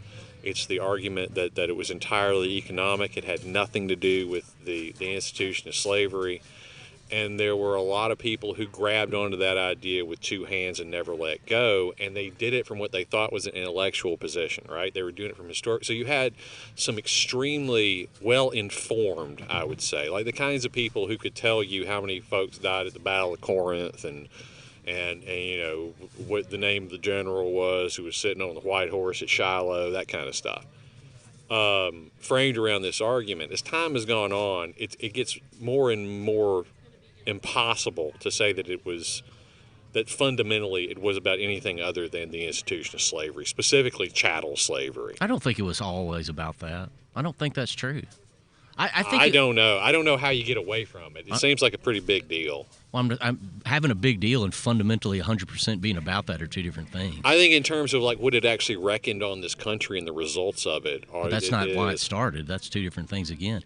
I'm saying the North wouldn't have fought a war. It started because they were about to start bringing in new states that were going to be non-slave states, and the South thought that the federal government was about to outlaw slavery across the board. Right. And so rather than have the economic construct that they'd had for several generations get destroyed and put a bunch of extremely wealthy pseudo-feudal landholders, out of business, they seceded from the Union. So it was about slavery.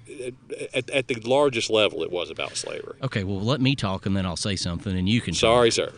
Is that I don't think the North, who most of those people that lived in those former colonies were slave owners at one time. That's how they built those. That's true. The wealth of the North wasn't built on, magic and rainbows. All those people that were there, at one time probably owned slaves. And what happened is that they replaced it with immigration. They replaced it with basically putting immigrants in situations that might as well have been slavery. Well, and a lot of the exporting of the goods of the South wasn't going to the North. Their economy was not now dependent on what the South That's produced. true. That's true. And so if they had the ability and it harmed them in any way, they wouldn't have fought that war. They didn't give a shit. I don't think they cared. I think they had the ability to raise the moral argument. But they could have raised it 100 years before that or 50 years before that, but they didn't because it would have hurt them, just like it hurt the people in the South. I'm not saying defending the South or thinking they were right. There's nothing wrong about what you're saying. But what I'm saying is that when they had the ability to be economically harmed and have their way of life destroyed over chattel slavery, they chose not to do it. They waited until their economic situation was advantageous and said, these people in the South have got a major problem with these slaves. And some of it, I think, was to what you said, is that the South was at one time becoming more wealthy and prosperous than people in the North because of slaves. Yeah. And the economy that the slave produced. You can make a hell of a profit when you don't have to pay people. That's right. And what are we going to do? We're going to let another state come in that's going to side with these people, or are they going to side with us? I think that's kind of what I'm saying. It's not really all about slaves, it's about power, which is about why they fought the war. Yeah, in a big way, it is about whether or not because the federal government supersedes the smaller governments. The same people that fought the war, legitimately the exact same people that fought the war could have fought it 50 years ago if they wanted to. But they didn't. I will give you this. Here's what I'll give you about that. I don't know. It doesn't mean that it's right. I don't know how many. If you talk about like regular people who were fighting in the war, I don't know how many 18-year-olds from Columbus, Mississippi, signed up to join the Confederacy just so they could keep black people in bondage. Well, I think the reciprocal is true too. I don't know how many people fought. They fought because they didn't want their country or their way of life destroyed. And to be more, I guess, complex, I don't know. It wasn't like in the North, the abolition movement, and there was an abolition movement, it was considered a fringe kind of crazy people's movement amongst most folks. The people, I think, found if the South would have not started a damn civil war, you wouldn't have had a civil war. I think they would have. I think slavery would. I don't know. I think they would have probably over a period of time, if the South wasn't such just unrelenting assholes about the situation, if they would have said, okay, we will agree to let these people be free, they just weren't going to let go of it. The South just wasn't going to let go of it. If they would have said, okay, we will free these slaves and work out some economic system,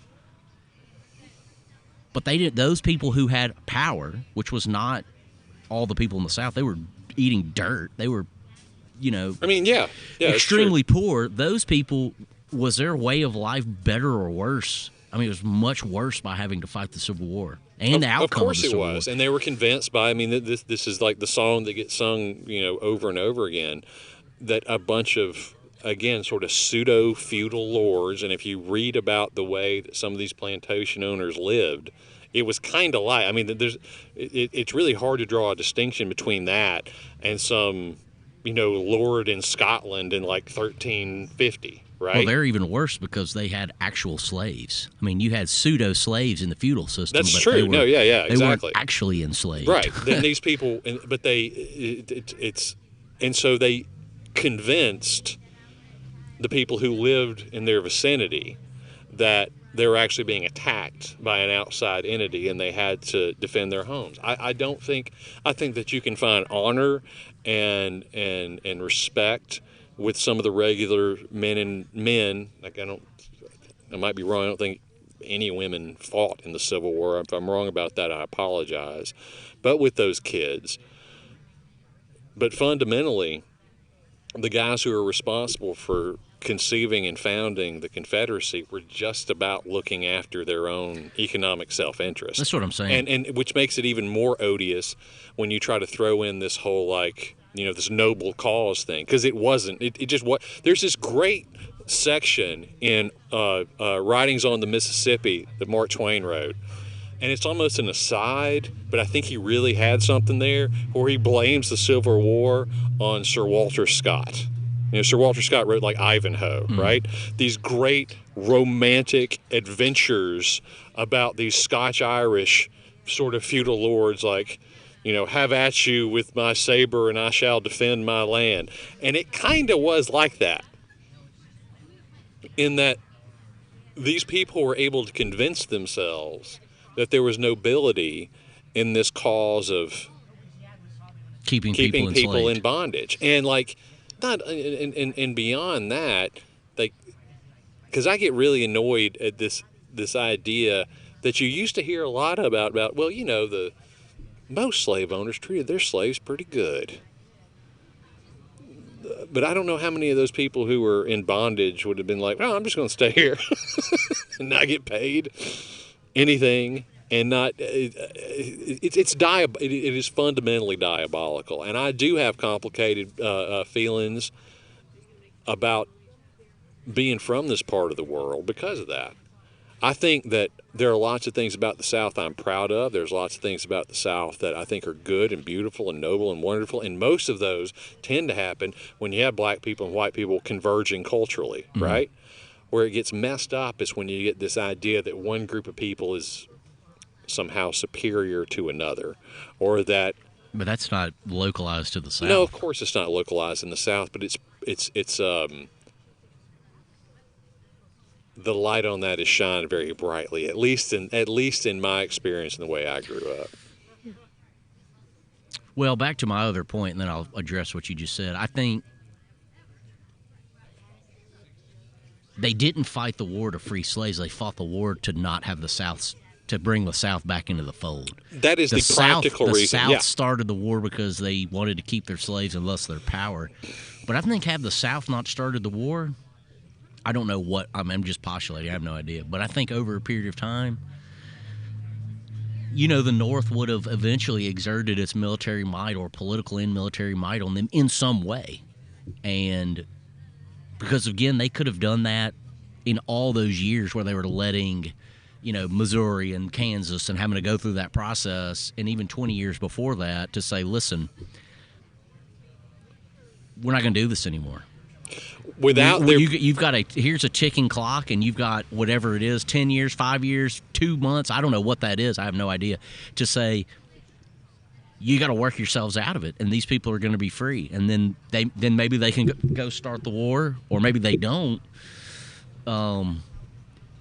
I think people sitting around, for us, it seems like it's just an active inevitability, right? I think conflict was probably inevitable. That's I think unless you had, like it is. I mean, even everything preceding it, because, you know, if you remember, like your like ninth grade social studies, Henry Clay pops up a bunch. Oh, yeah. And all these compromises that he did. Yeah. Well, all those compromises were basically about not starting a war. Right, that's what I'm saying. Where they had the Missouri Compromise. So the only way you get out of conflict is if the South had, by their own volition, said, we're going to give up the institution of slavery. And there was so much money involved. And with their, and you know, this is like an argument that people on the War of Northern Aggression side like to make.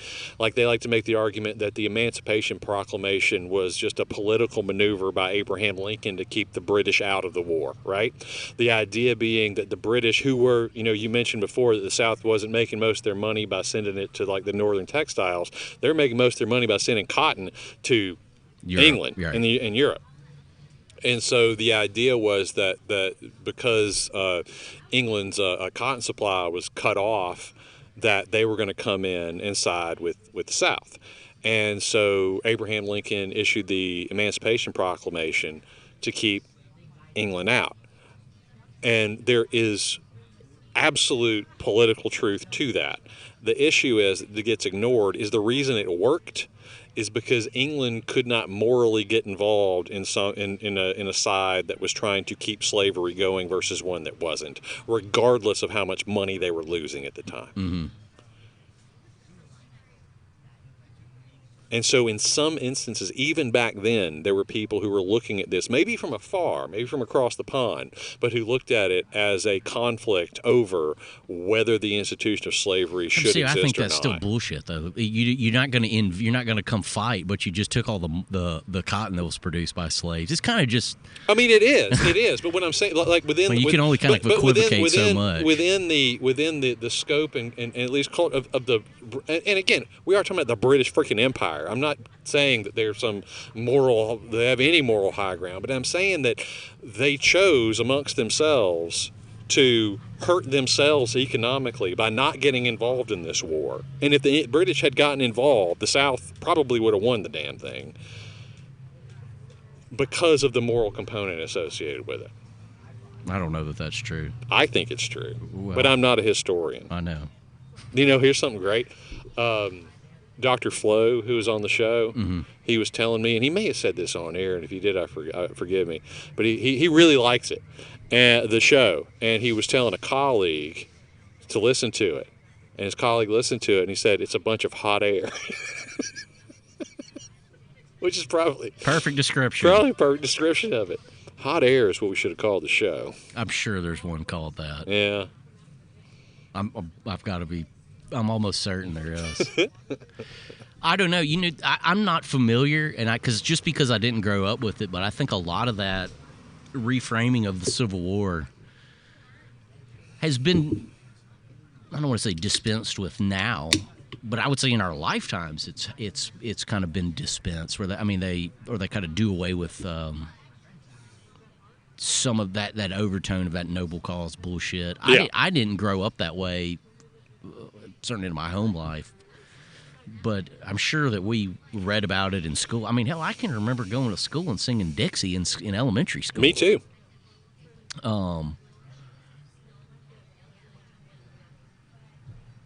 Although I don't remember being taught anything other than that same principle.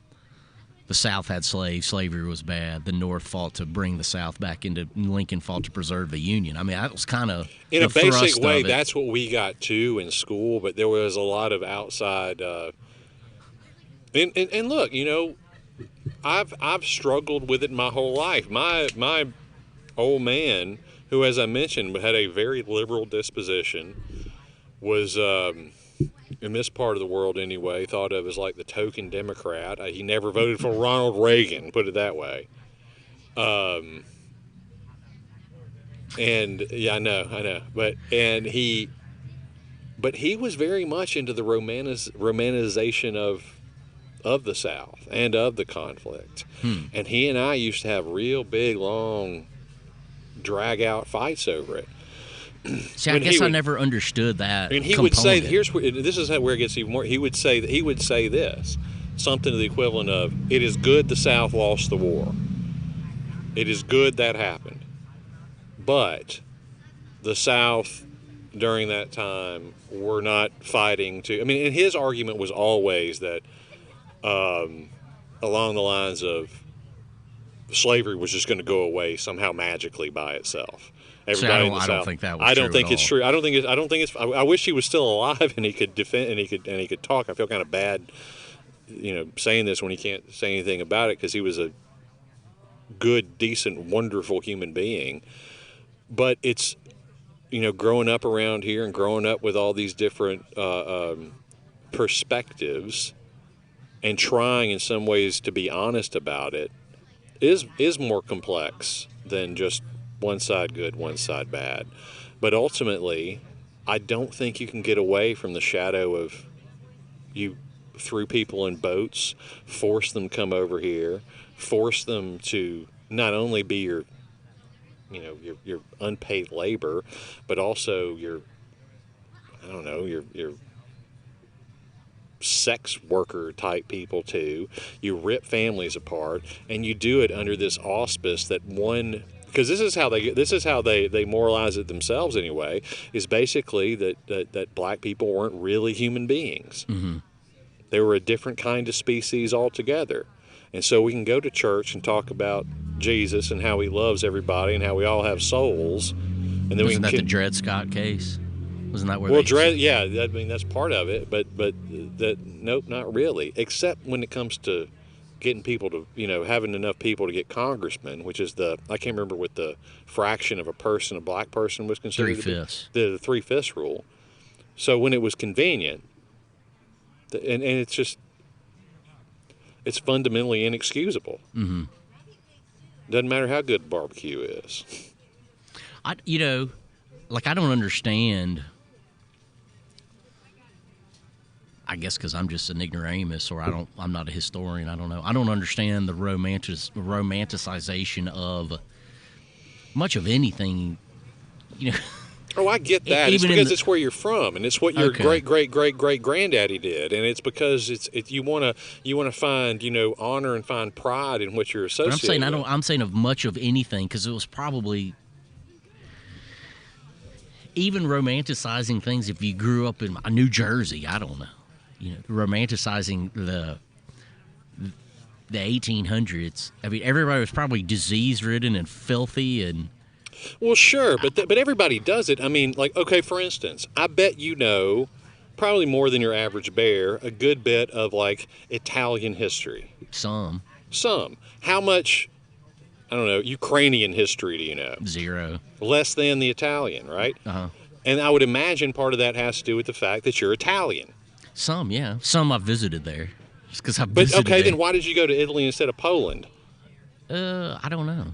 I guess There's some thought the part food of and it. wine was There's better. some part of it where you can say at some level, "Oh, I am associated with this place." I have some home people that live there. Right, exactly.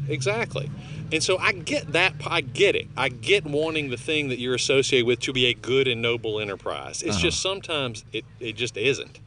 I guess that's what I'm saying. Okay, then we agree. But I mean, but it's not. Just because I'd like to visit Italy, or if I've got people that are Scotch or Irish, and I go there. I mean, it doesn't like resonate with me in any way. It doesn't at all. Like I think I don't think so. Not maybe really. I've got a little bit more of that because there's this. I can't. It's literally called like Ponte Pude Perde. It's somewhere in Wales that we think our people are from, and it looks like. It doesn't look like it looks like a little tiny town in Wales, right? Mm-hmm. And I really want to go there. Okay. For no other reason than the idea that some, person from that part of the world decided to get on a boat and came over here. I don't know. It appeals to me, and I think I would find something in it. But you never found that going to Italy? Like, wait, what part of Italy are your people from? I'll have to think of what it is. I think it's the province that's right next to. Oh shit! I'll have to look it up. But a ton of those people came. Does it look like The Godfather Part 2? No, it looks like it's not. It's not Umbria, but that may be it where the town is, which is it's in that hilly middle country. Yeah. I mean, I think it's like a like town. foothills of the Alps, or No. The middle of Italy. So. Between Rome and Florence in that hill country. Okay. But I can't think of what the town is, but I'll look it up. But whatever the little village is, I don't know, 1,000 people or 2,000. Did you go there? Have you been I've there? never been there, but some of my relatives have been there. But there was a massive wave of these men that came, and my great-grandfather came and mined coal, seasonally mined coal in New York and Pennsylvania, New York State and Pennsylvania. So he would come as like a teenager with his father, and they would come on a boat and seasonally mine coal. You mean they would come from a boat and then go back to Italy? And then go back to Italy. I didn't even know that was a thing. Uh-huh. I thought you just came and got off on Ellis Island and then you were here. Well, no. Well, some of them did. Yeah. Well, yeah, I know. But I'm talking before that, even before that. So before Ellis Island was a thing. And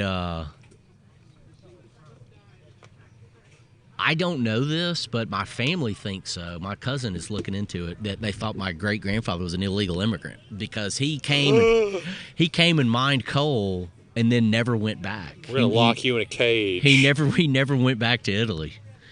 And so then he had, I don't know if it was his girlfriend or his fiance or whatever that was still there. And so then she came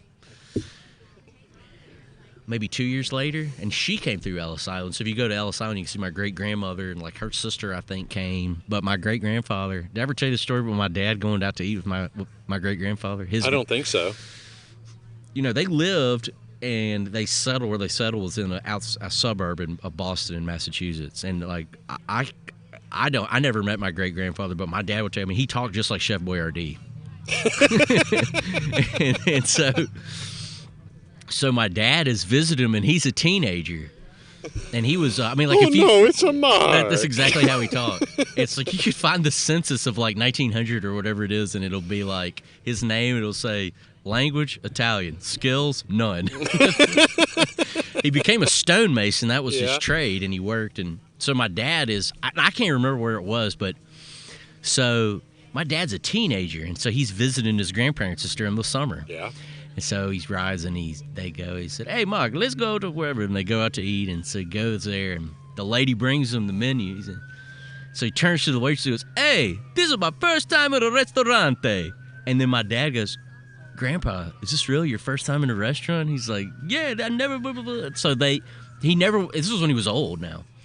So he never left, and he was always like, other people would go. They go back to Italy and visit, and his wife died very, very like in the 50s. His wife died, so he's a widower almost his whole life. And I think my dad and other people have said, like, looking back on him, that he was paranoid, like that he was going to get an illegal immigrant, deported and have to go back to Italy. Oh my gosh! And I mean, this had to have been in the 60s. I'm talking about him saying this was his first time in a restaurant.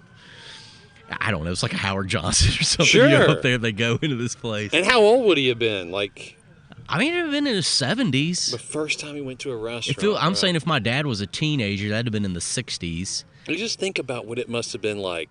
Okay, whatever is happening sucks so bad when you're in, the hill country of Italy or wherever your people are from, to get on a boat. And how long did it take to get from Italy to New York? A month? 2 months? I don't. Yeah, 2 months. I don't know.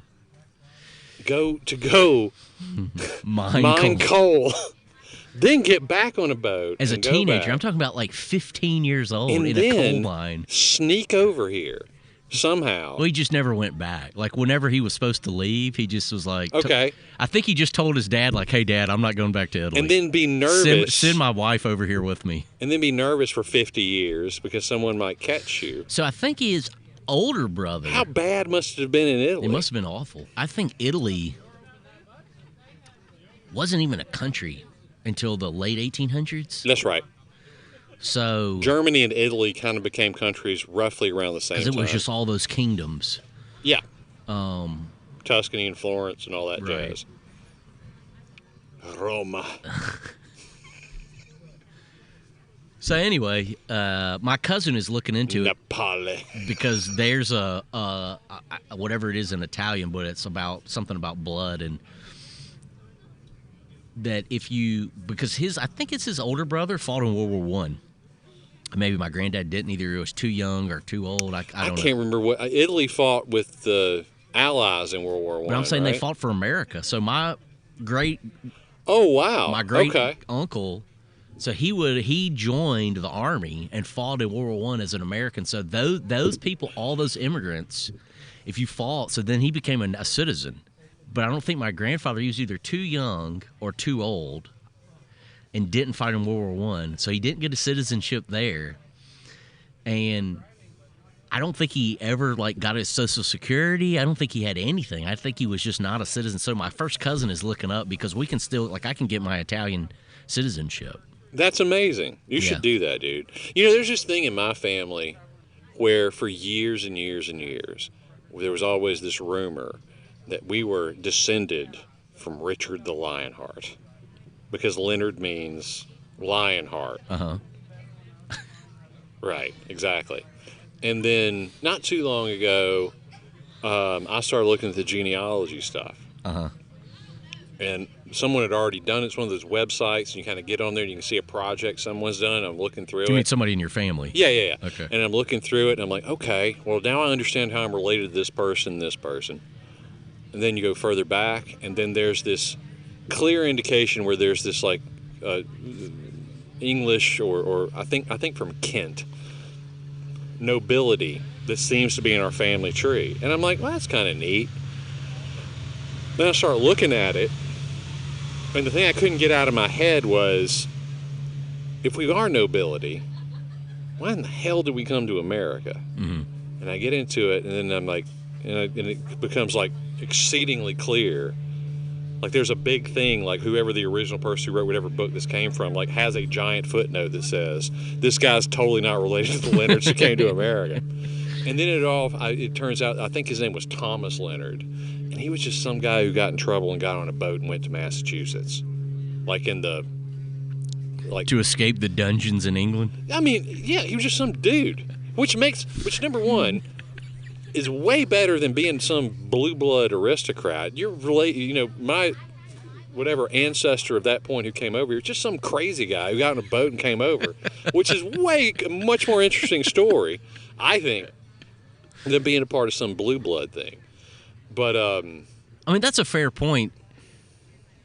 Would anybody that was like a noble get on a boat to come to America? If you were like the eighth child of some duke, you're just screwed. You're never gonna get your dukedom. But it never made sense to me that we were because I mean, even if you know anything about like Richard III, he was basically just some French guy who used England as a piggy bank to pay for going and fighting crusades. I think he actually went to England like 2 times the entire time he was king of England. That's pretty common. One time was at the end of every Robin Hood movie. Right. Especially when it was Patrick Stewart. That was another thing. My dad would always laugh at Robin Hood movies because, John becomes the king of England. Uh-huh. Yeah, I mean, so what happened to Robin Hood after that? Is there any historical basis for Robin Hood at all? I don't think it's just totally made up. I mean, like everything else, there's probably like a grain of truth. There's probably some thug who did things in Richard's name because John was not popular. John is in the running for the worst king in the history of England. Notice there's never been a John II, for instance. That's why tell you this quick story about that because I've always kind of have a fascination with like old royalty, like back when like whoever the thug, because they were all thugs, but there's no such thing as like a glorious king. They were all just like people who were completely willing to murder whoever they had to murder. Warlords. Yeah, almost like gangsters. Like I think that's a better way to think about it. Like The Sopranos is kind of how monarchies work, right? But after Alfred the Great, there were some, Vikings were a problem in England and Scotland for a long time. In fact, the only reason England became England is essentially all these like different, sort of tiny little countries and political areas just had to like get together to fight the damn Vikings because they just kept coming over. But eventually a Viking comes and he becomes this guy named Canute the Great. Canute spelled C''NUT. Mm-hmm. When I was working in the hotel, I was reading this book by this guy named Simon Schama. It was like History of Britain, I think was the name of the book. And I got to that guy, and I didn't know how to say it because this is before the internet. And I was just like, what is this anyway? And this guy starts checking in the hotel, and he has an English accent. And I get really excited. And I'm like, hold on a second, sir. And I very excitedly write out the name. And I'm like, can you help me out? Because I can't figure out how to say this word. And I give him the piece of paper. And he looks at me, and all the color drains out of his face. Because I did not spell that word C''NUT. I straight up wrote exactly what you're thinking about and gave it to this dude I'd never met before. And he just left. I'm like, what's going on? And I looked at the paper, and then I called him and I said, I'm sorry. I was having a bout of dyslexia. Exactly.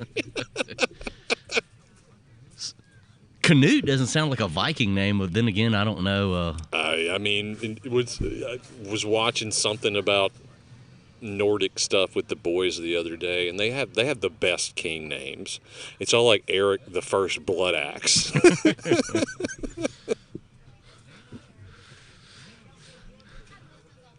Anyway, so what are you thankful for, Mark? I'm thankful for what I'm always thankful for, my family. That's what I'm the most thankful for, because I'd be probably dead without my wife. Thankful for our family. What else are you thankful for? But some people aren't thankful for their family. They're just kind of like passive aggressive. It's wild, and I don't know if that's a thing that comes with age or what, but I don't know.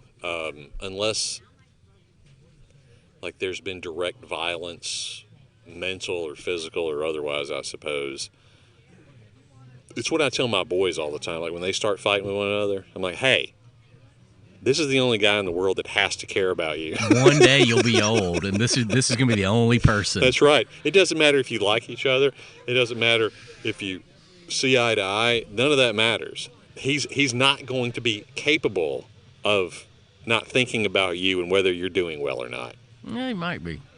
You never know. I don't know. I think it's always there.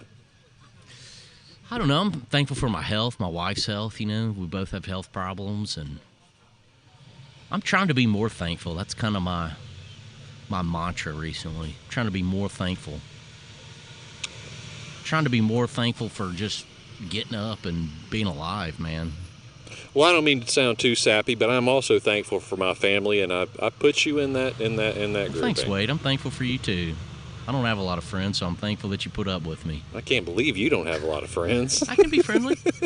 Just choose not to. Well, guys, thank you so much for listening. Really appreciate it. This has been a much more upbeat show than last week's was, when Mark and I were both sad for reasons we can't figure out why. Well, actually, I can, but I'm not going to tell you. What's that email again? And have we gotten any emails yet? Not yet. I don't think any episodes have been published, though, so that's probably the reason. That's true, yeah. Dude, you might be able to be the first person to ever send an email to info@probablyirrelevantpodcast.com. That's info@probablyirrelevantpodcast.com. We have the Facebook page you can always communicate to us through, and I believe an Instagram page is forthcoming. I think it exists, although I can't remember what it is. We're so good at Probably this. Irrelevant Show? Is that what it is? I don't know, but your wife asked me for a bunch of pictures the other day, and I assume that's what she was doing. Shit, I'm sure it exists now. Help us out. We're not good at it. We're super bad at this. And then, the promised forthcoming Patreon is still promised and forthcoming, I suppose. But we hope you guys all have a great Thanksgiving. We hope you enjoy your families and your football and your turduckens or whatever it is you guys do. Mark, you want to say anything before we go? Happy Thanksgiving. That's what you expect from this guy, guys. Happy Thanksgiving, everyone, and have a great day. And thanks for listening to the show. Bye. Bye.